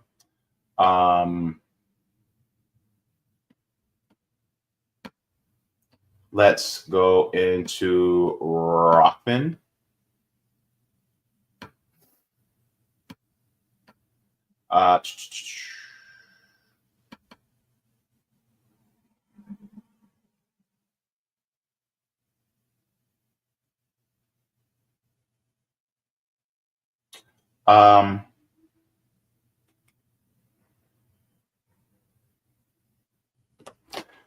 Roger says, I think what it is that we don't like the undermining of what we're trying to do. We rock with those who rock with us. However, we will see who's right in time, James. I agree. We need to get those in African AF community out of capitalistic mindset into a more cooperative mindset. Yet time will tell. This isn't this guy supposed to be getting bad. Oh, isn't this the guy that's supposed to be getting bad shit out of food? Time for solutions. Thorium-based nuclear power reactor power plants. Co-op owned, controlled, and ran by workers and communities. These plants will send power to graphene-based batteries made from hemp that was made from a co-op supply chain from agricultural hemp all the way to battery maker. These batteries on one side will be charged by the outside, while on the other side of battery will lead to outlets. So utilities are going direct power from battery, making these batteries advanced enough where if power gets cut from outside, then the batteries will still be able to continue power for a year without charge, plus give batteries a minimum of 10 years lifetime, making these things built to keep landfills low, having smaller impact on the environment. Problem solved. Next.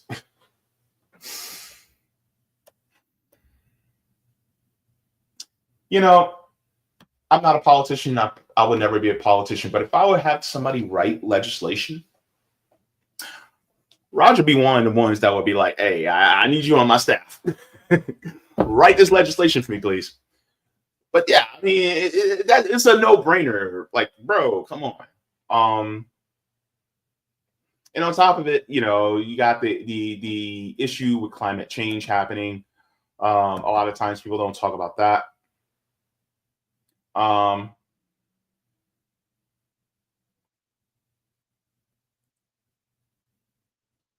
And then, of course, you know,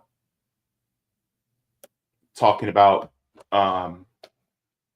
creating infrastructures that would actually help us so that we won't have to worry about this. Like, for instance, and I'm borrowing this from Roger. So Roger, if you don't mind,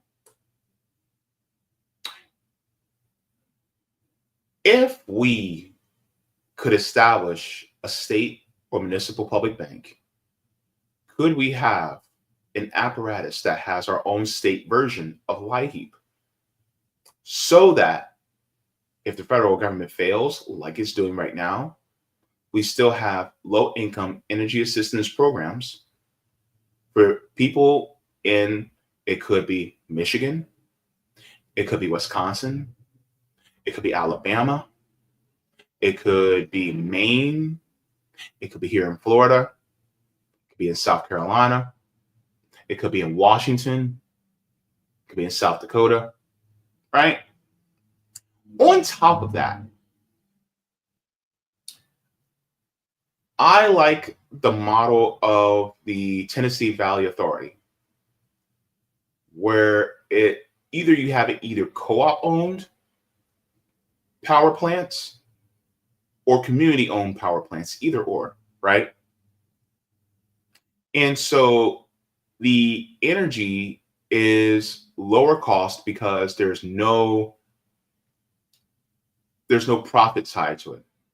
And if you can do it without profits being tied to it, cool. Then that means that it is less of a barrier for people to be able to afford their energy. but it's also less money put out by social services, social welfare services to help people with their energy assistance. Because let's say, for instance, right,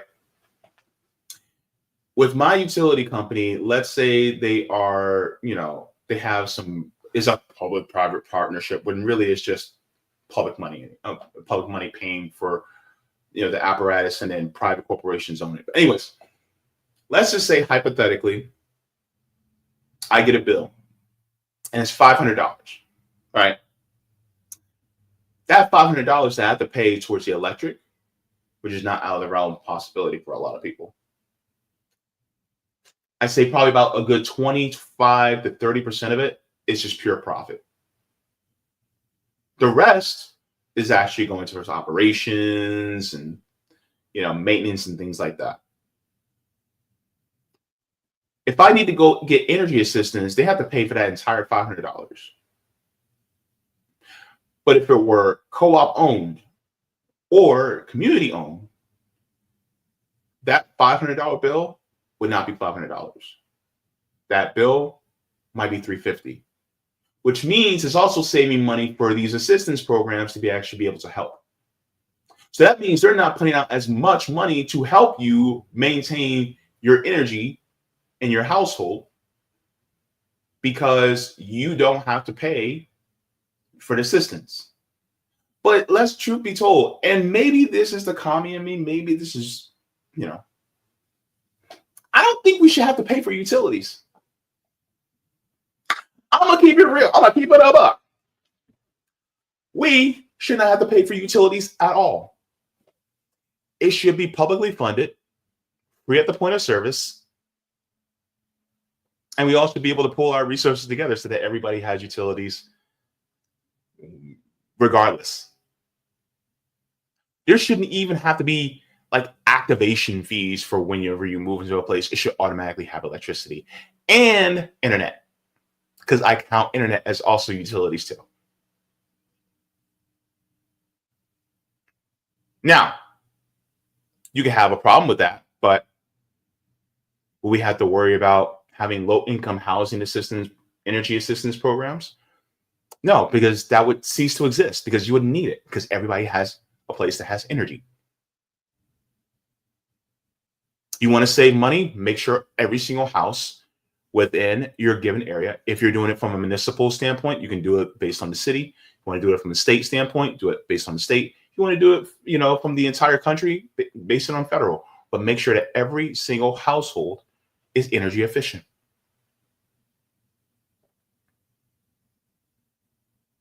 You can get people you can employ, and then that would be a great jobs program to get people to make sure that every single household is energy efficient.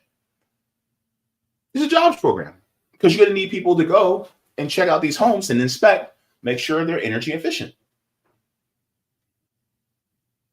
And then if they're not, guess what? You start putting in for vocational schools, for HVAC, you start putting in vocational schools for people who are masons and carpenters and welders, and you get that as a jobs program so that you can start weatherizing more homes so that they're more energy efficient. And then you won't ever have to worry about having a low-income housing assistance program. Low-income housing energy assistance program, I'm sorry. It's just like, it's a no-brainer. Instead of giving all this money to the military industrial complex, instead of giving all these subsidies to big pharma, all these subsidies to big oil and the fossil fuel industry, and giving all these subsidies to the pharmaceutical companies, why don't we instead try to make sure that everybody has an electrified home without actually having to put a paywall on utilities? Why not?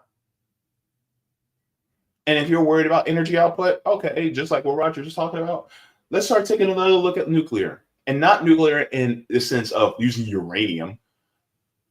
Studies are being shown, well, studies are now being conducted that shows the potential safety of thorium. Okay, Let's look at that. While also simultaneously still building up renewable energy resources.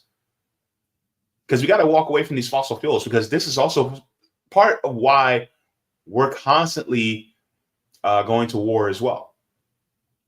What do you think they were overseeing in Afghanistan? Opium fields and oil fields, right? They were in Iraq, looking over oil fields. So yeah, you got it right, Roger.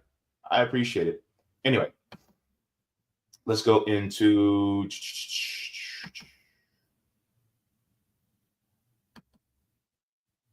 I'm just checking to see if I missed any super chats. I don't think I did.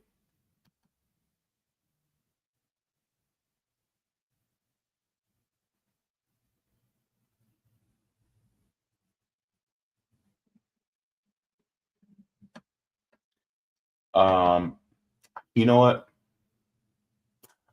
I'm gonna read this now because this corresponds to what we were talking about earlier. So it says Black Panthers had misogyny issues. We have to address the hate the establishment perpetuated within the community. This is also very true. And this was actually a critique by Assata Shakur in her autobiography, right? Black Panther Party did have issues with misogyny.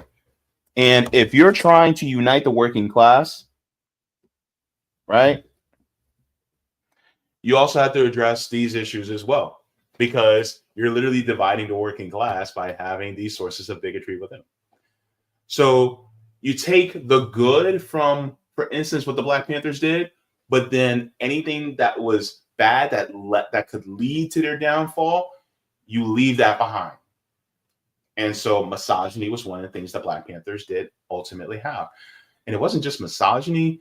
There was some people that were doing some nasty things. Nasty things. So we got to be careful, and we got to make sure to protect the people who are marginalized as well, because they are also our fellow workers in these organizations.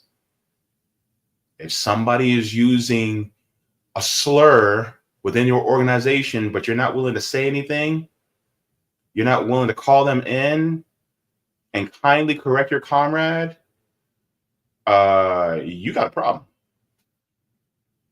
And you're standing by while your comrade is dividing the working class.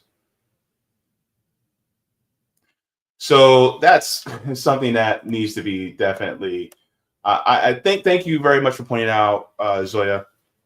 That's another point that I think that, a lot of people don't talk about.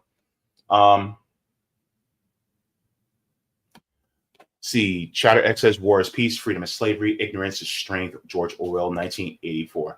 I had heard that 1984 was actually a book that was pushed by like CIA cutouts, and it's almost like they were saying this is what we're going to do, but you guys are going to be too chicken shit to actually fight against it.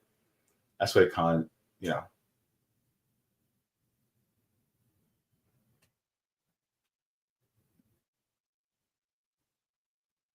Fitz says Trump will say you don't belong here unless we can use you. Kamala will invite you in and let you be yourself, but steal your money when you're not looking. Yeah. Absolutely.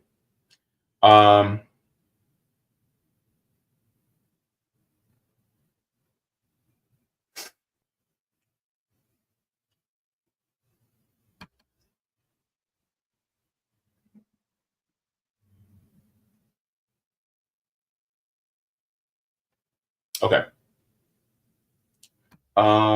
Jacqueline says UC Universal Credit is £393 and 45 pence a month for a person over 25. If the younger, and winter energy bill for a two-bedroom apartment is around £300. Yikes. Oof. Wow. Christy says here in Connecticut, we have a crappy electric company called Eversource, which is always subject to lawsuits and billing issues. You can almost argue they're a monopoly due to a large customer base. That's another thing. Hang on. Why in the world? Okay, I'm not going to make this long. But But why in the world do you, if you live in a particular area, if supposedly competition is part of capitalism, why is it that if I live in a specific area, I have to use that specific area's electric company? I can't get my electric from another electric company. Why am I limited to just one monopoly within that area? Like, for instance, here in Florida, in Central Florida, there's 3 different companies. But depending on where you live, you have to use one of those companies. You can't switch. You have to move in order to switch. So you have Duke Energy, which is horrible. You have Florida Power and Light, FP&L, and then you have Orlando Utilities Commission, right? If you live in a particular area, you can either own, if that's a Duke Energy area, you can only use Duke Energy. If that's an FP&L area, you can only use FP&L. If that's an Orlando Utilities area, you know what I mean? You can only use that. And so you can't say, well, FP&L, they're a little too expensive. Let me switch over to Orlando Utilities. You can't, because you have to move. You can't switch it over. It's the same thing with your internet service provider. If you have Spectrum in one area, you can't switch over to Comcast because they have monopoly within that area. That's a whole nother thing. That's another thing that gets on my nerves, especially when it comes to energy. And then, like, for instance, I think it was the gas, you can only use Tesco if you have that particular area. You can only use Tesco.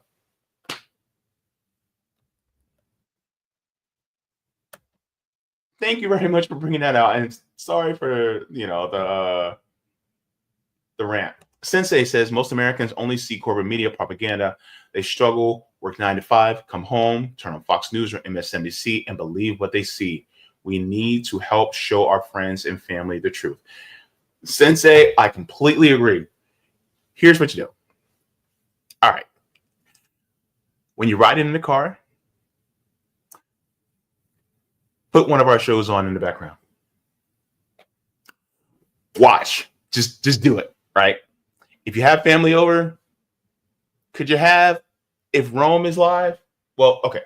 Depending on who's around, because if it's your mama and your daddy and they're very, conservative or religious, they don't like foul language, But if you have like the younger people who are very like edgy, have Rome on the background. If you have family that is more like conservative or family that's more like into professionalism and button things up, put Savvy Sabs on the background. Put her on in the background, right? Or if you have family that, thinks they know about foreign policy, but they really don't know shit, put Nick on in the background. Put it on, right? And there's many of us, right? There's not just us. There's Garland Nixon, right? There's Jamal Thomas. There's Danny Haifong, right? There's, Kit Cabello at Heartlands Media. There's so many different people that you guys can actually put in the background. And look, they may not hear it completely, but they can get some information, once in a while, and that can plant a seed. I'm just saying, just playing in the background. I got you, Sensei. Zoya, are you still in the chat? Do we have a meeting? I think I read that we.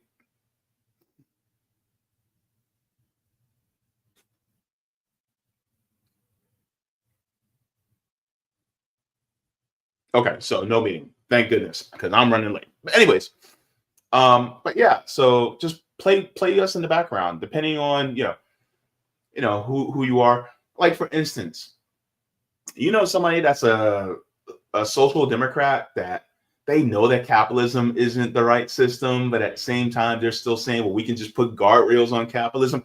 Play Nick or Rome. If somebody is more of like the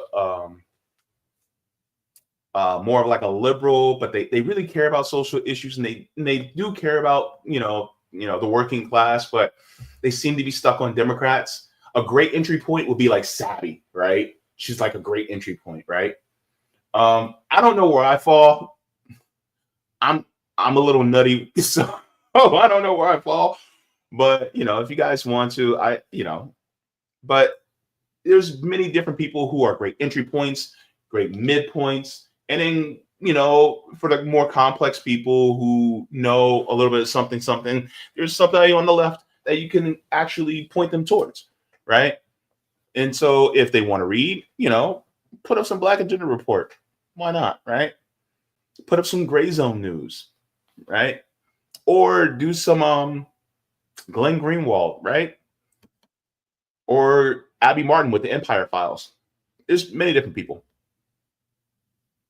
Boycott Sensei says boycott all big business. I wish it was that easy. It's look, here's the problem. There's no ethical consumption in capitalism, so therefore whatever you consume is actually going to be indirectly harming somebody. This is why we have to organize. Because the thing is, like, we can do boycotts all we want, but the thing is, it's like you got to have an apparatus in order to stopgap what you're boycotting too. You got to have it. So I appreciate that. But I do agree with boycotting. It's just you got to have a stopgap as well. So, to help people for whatever they're missing out on. Because not everybody is in the same position as us. Like some people, they may want to boycott Amazon, but they could be suffering from agoraphobia, so they really can't get out of the door. They could be, somebody who's disabled who has to use services like Amazon in order to be able to get their stuff to their door.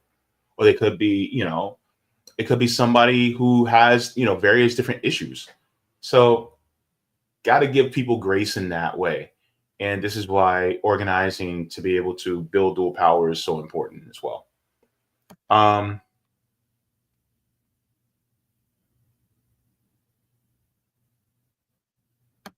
Yes, Chris, it is always so connected to how broken capitalism is.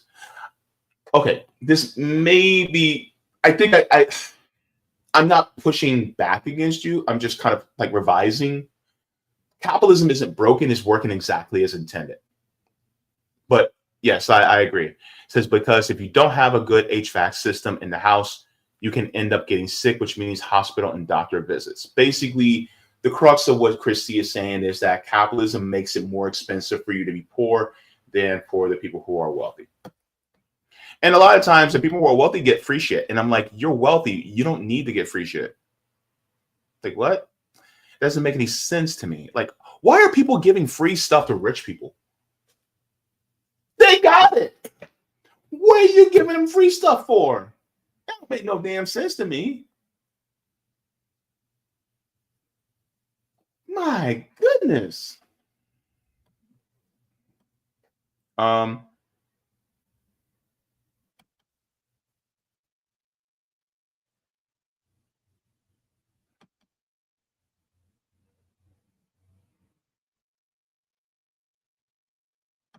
Spirit of the Age says Elon became a billionaire on government money.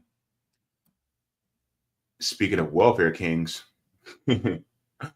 right? And then I'm trying to make sure I get to somebody who I haven't gotten on yet.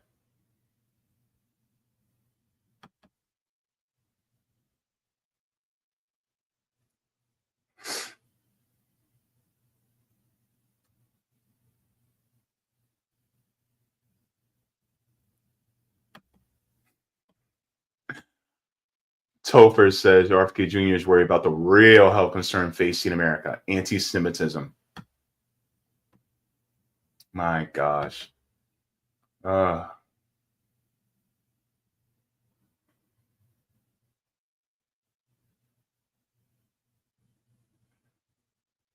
I'm going to be talking about how, there's another story that's coming out about capitalism and climate change. I'm going to be covering it on Tuesday. Oh my goodness, it's going to be interesting to cover.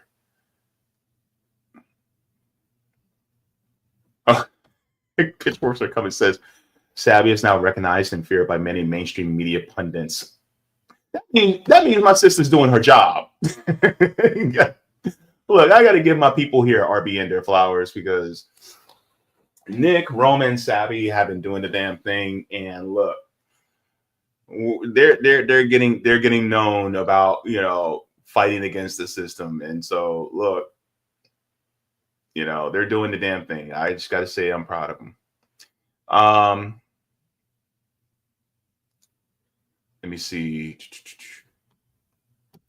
Roger says in the coming collapse, we will need people with vocational skills to rebuild. That white collar college degree will almost be useless. Unfortunately, in many cases, yeah, unfortunately.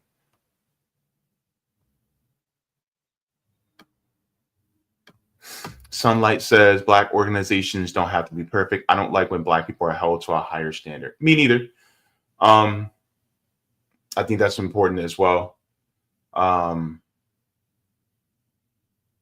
do think that we have to have standards, though. But at the same time, we don't need perfection. We just need to work towards something that's better than what we have now. And by better, I'm not talking about crumbs. I'm talking about actually something that's outside the system.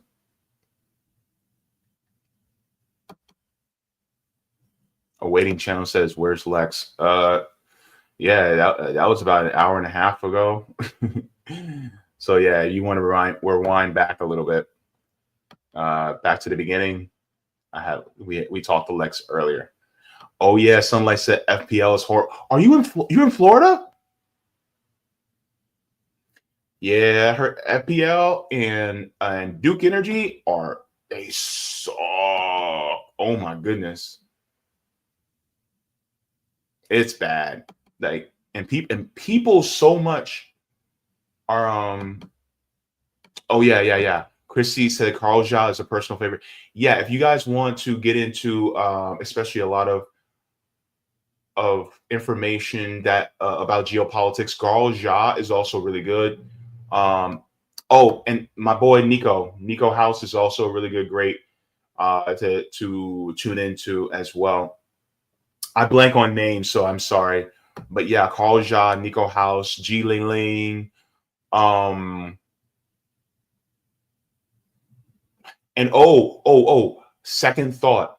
If you guys want to introduce people to more working class solidarity and entry to socialism, Second Thought is a good one. It's 16 minute videos, very simple, well put together, highly, great production value. Go ahead and look, introduce them that way.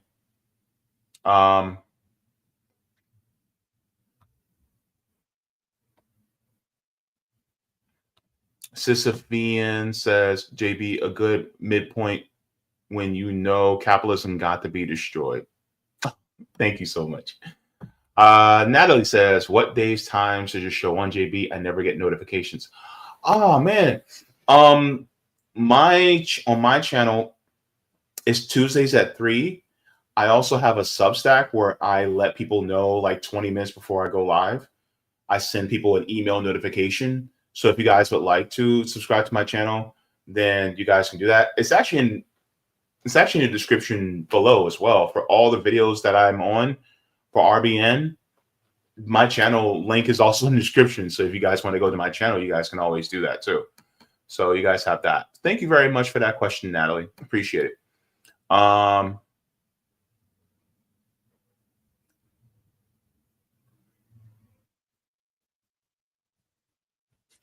Tim. No, Tim. He's also part of the RBN Orlando chapter. Yeah, it's okay. You can always rewind. Chima says, why are Americans so quick to defend the rich? Because we're brainwashed to. We're brainwashed to defend our abusers.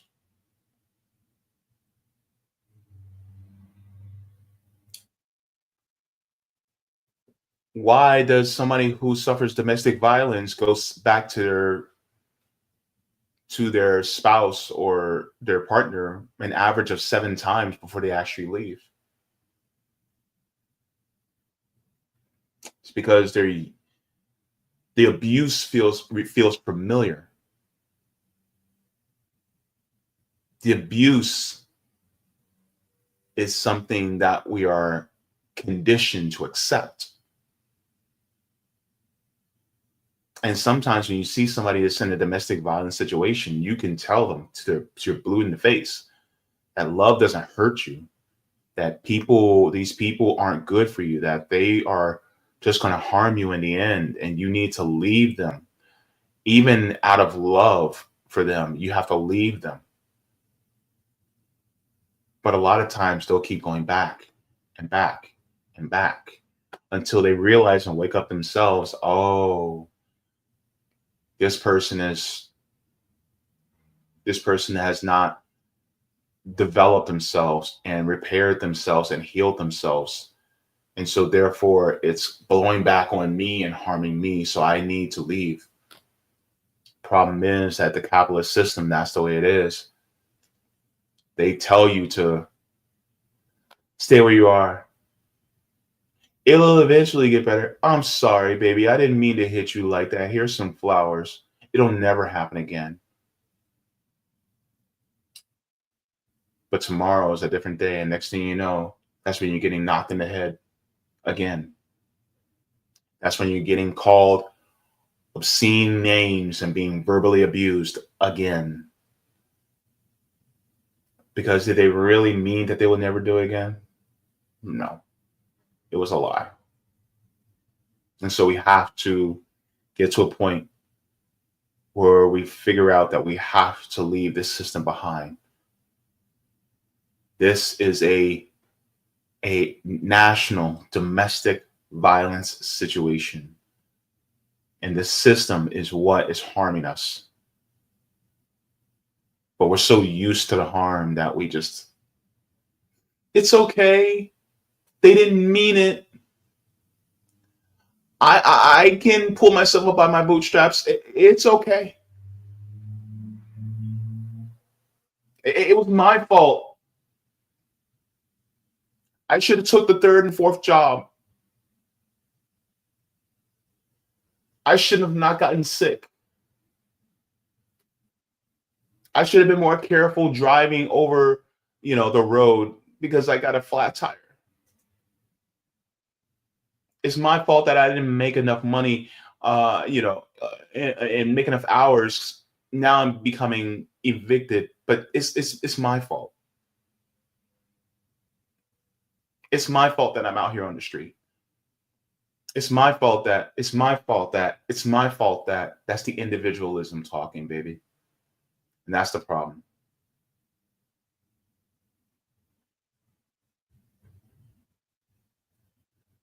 One of my favorite quotes is, if a flower doesn't bloom, you change the environment in which the flower grows, not the flower. We're a bunch of flowers that are withering away.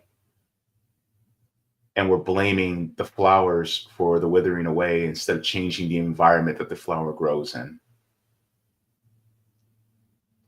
We got to change the environment, baby. It means our very life. Thank you very much for that, Chima. Appreciate it. Chima says, what are your thoughts on Lady Izdihar? I follow her. She's pretty cool. I haven't seen anything off the wall. I mean, she's just really talking about particularly socialist, especially Bolshevik socialist history, which I think is valuable. And it shows like what achievements that they did in the past. The Bolsheviks were very instrumental in not just working class revolution, but also even social policies. Like, for instance, they gave women the right to choose over their own bodies over 100 years ago, because they realized that you know, the domestic worker, right, at home, you know, you don't have to be subject to that unless you actually want to, right? It should be a choice, not just because of the gender that you are or the sex that you're born with. So, it's cool. I mean, and she goes by the Bolshevik aesthetic. I really don't have much of a problem with it.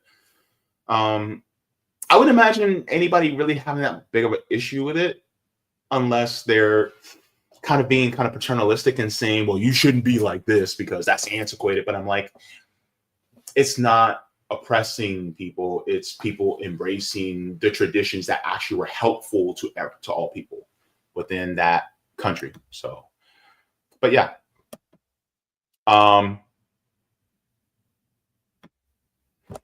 Roger says, I got a brainstorm twister for you in a rock that might make you reconsider all coming together.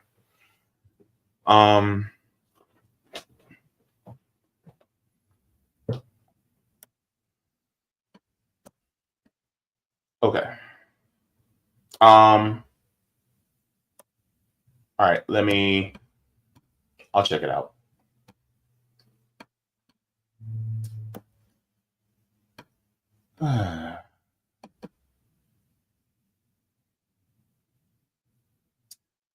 He said, I got another brain twister for you to make you see the 3D cube from the other side. Coming together as one makes us easier to undermine than when the movement is decentralized and now the enemy is out. Here, dividing their own money and resources to co-op and undermine us. Analogy, BB forcing, Benjamin Netanyahu forcing all Gazans into one area because it makes it easier to wipe out with one bomb. Now take a look at social media breaking gatekeeper control, like those old black and white cartoons where the dam is breaking and they're running out of hands and feet to cover each hole. They'll stop, but most will break through. That's my philosophy. On running citizen ballot initiatives, though, through the states, it has trust busting effect on the enemy. Now they're running around and trying to put us out. We don't have to come together, take what you hold dear and run. You see CBIs discombobulating the enemy makes the enemy dazed and amazed. You see my vision. Do you see my vision? Can you feel it? But I am really beginning to see all as one on a one-on-one issue, making us easier target. Also, this is the reason most men don't come and help women who are getting their ass beat, because she ends up going back. You might have risked your life, or worse, the woman you came to the rescue of starts fighting you. Now that's 2-on-1.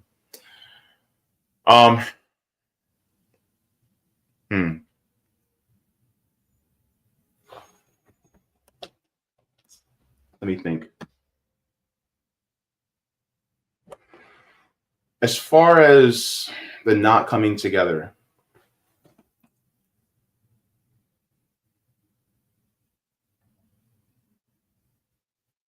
we all have the same enemy, right? And if we all have the same enemy,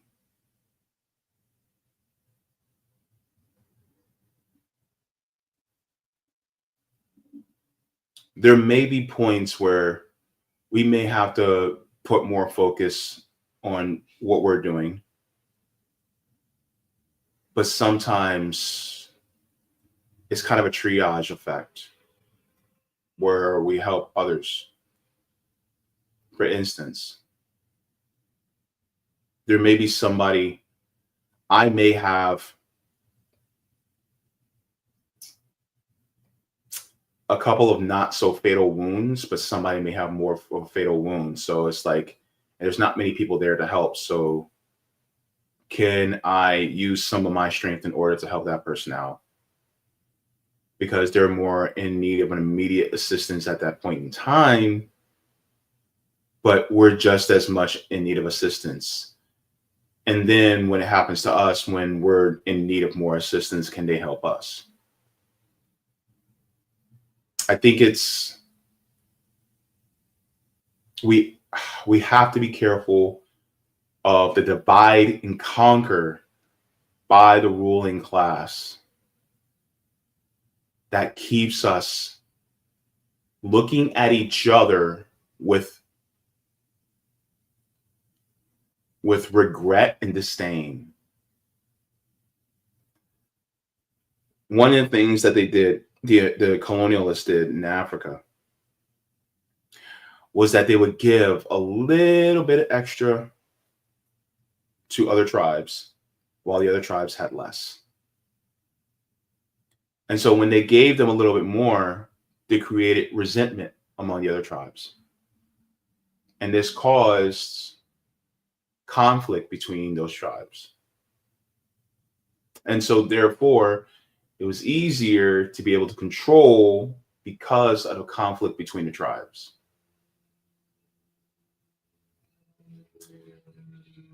I think we're in the same situation here, because history may not repeat itself, but it damn sure rhymes. And so what happens is, like, for instance, some of us Black Americans will talk about, well, they're giving emphasis to LGBTQ people. But what are we doing for Black LGBTQ people in our own community? You know?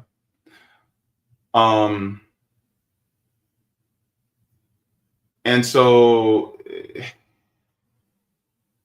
there has to be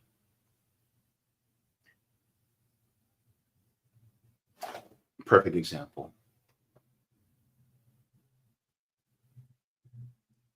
There has to be a recognizing of the specific issues that we need to work on, but at the same time, we can have solidarity with other groups while they're going through different issues. Like, for instance, I'm a kidney dialysis patient. And the goal of the dialysis nurses and techs are to make sure that my blood gets cleaned, my appropriate levels are put back into equilibrium, as well as the medications that are given to me, and so on and so forth. But I don't get all the same medications that all other dialysis patients get. I don't get the exact same dialysis treatment parameters like some people get. They may get a different blood flow. They may get a different dialyzer. They may get heparin while some others don't. Many different things. But at the same time, it's ultimately, I have solidarity with my other dialysis patients because they're getting their treatment and I'm getting mine. But at the same time, there's no like division in that respect. It's everybody has, you know, their group, but there has to be a mutual respect in seeing that they're fighting on their front, but we don't step on the toes of others while they're fighting their front. But there may be points where we may need a little bit of assistance from them, and they need a little assistance from us. Because we're all workers in the end that are being exploited by the same enemy. I don't know, but thank you very much for that, Roger. Appreciate it.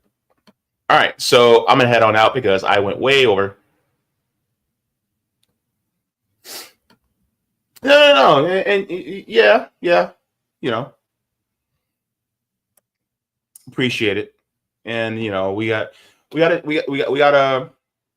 bring these questions up so that, you know, we think, and I think it's important, and flexing these muscles in order to be able to exercise them is important too. So I appreciate that.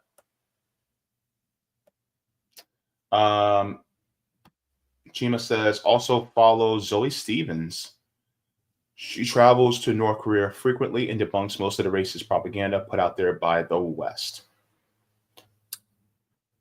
I don't know if I ever heard of that person, but I'll look them up, Chima, because if they're debunking what's going on in DPRK, I mean, you know, of course. Roger says, I see us canceling each other out because we're both making good, solid points that are in good faith. And that, I think that's the point, right? like Roger, like I know you, and I know you come from a place of compassion and good faith and wanting to end this system because of what it does, not just to our people, but you see with your empathy what it does to others.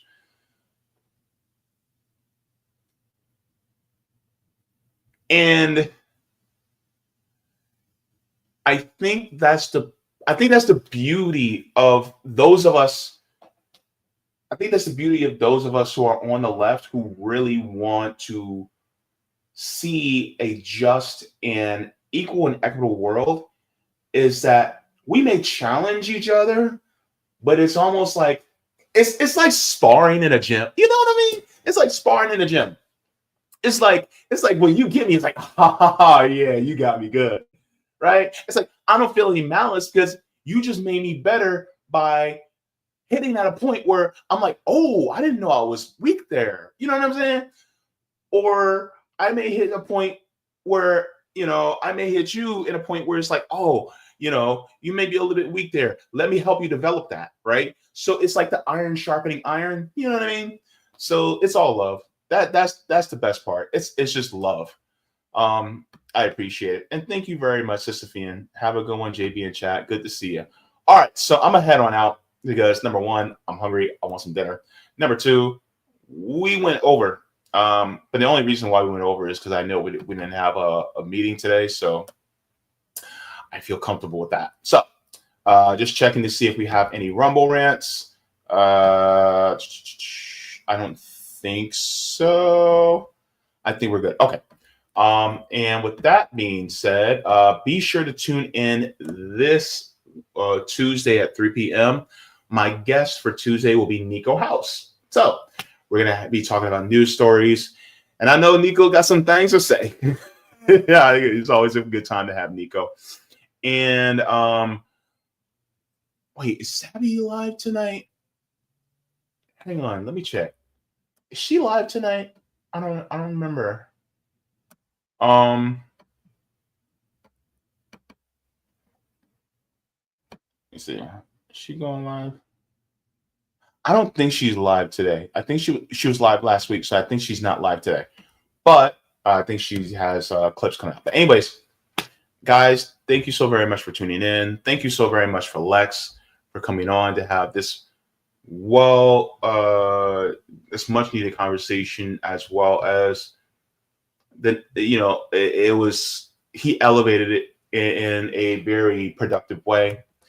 And guys, just to let you guys know, I also said this earlier a few weeks ago, but just to let you guys know, I am on the kidney transplant list. So if you guys want to see if you qualify as a living donor, you guys can always go to tgh.org/living kidney donor.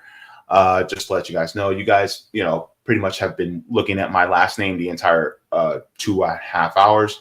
Also, birth date is June 29th, 84. So if you guys would like to see if you qualify for, to donate a kidney, if you guys would like to, then, there you go. tgh.org/living kidney donor. So thank you very much for that. All right. So I'm going to head on out, do my thing. And I hope you guys have yourself a wonderful, beautiful Sunday. So, like I always say, water your plants, water yourselves, leave the world better than you found it. Do all the things if you got them. And please make sure to keep your standards up, and also keep an eye on your community members, because we have a lot to fight against. Take care, everybody. Oh, and one forehead kisses. I'll see you.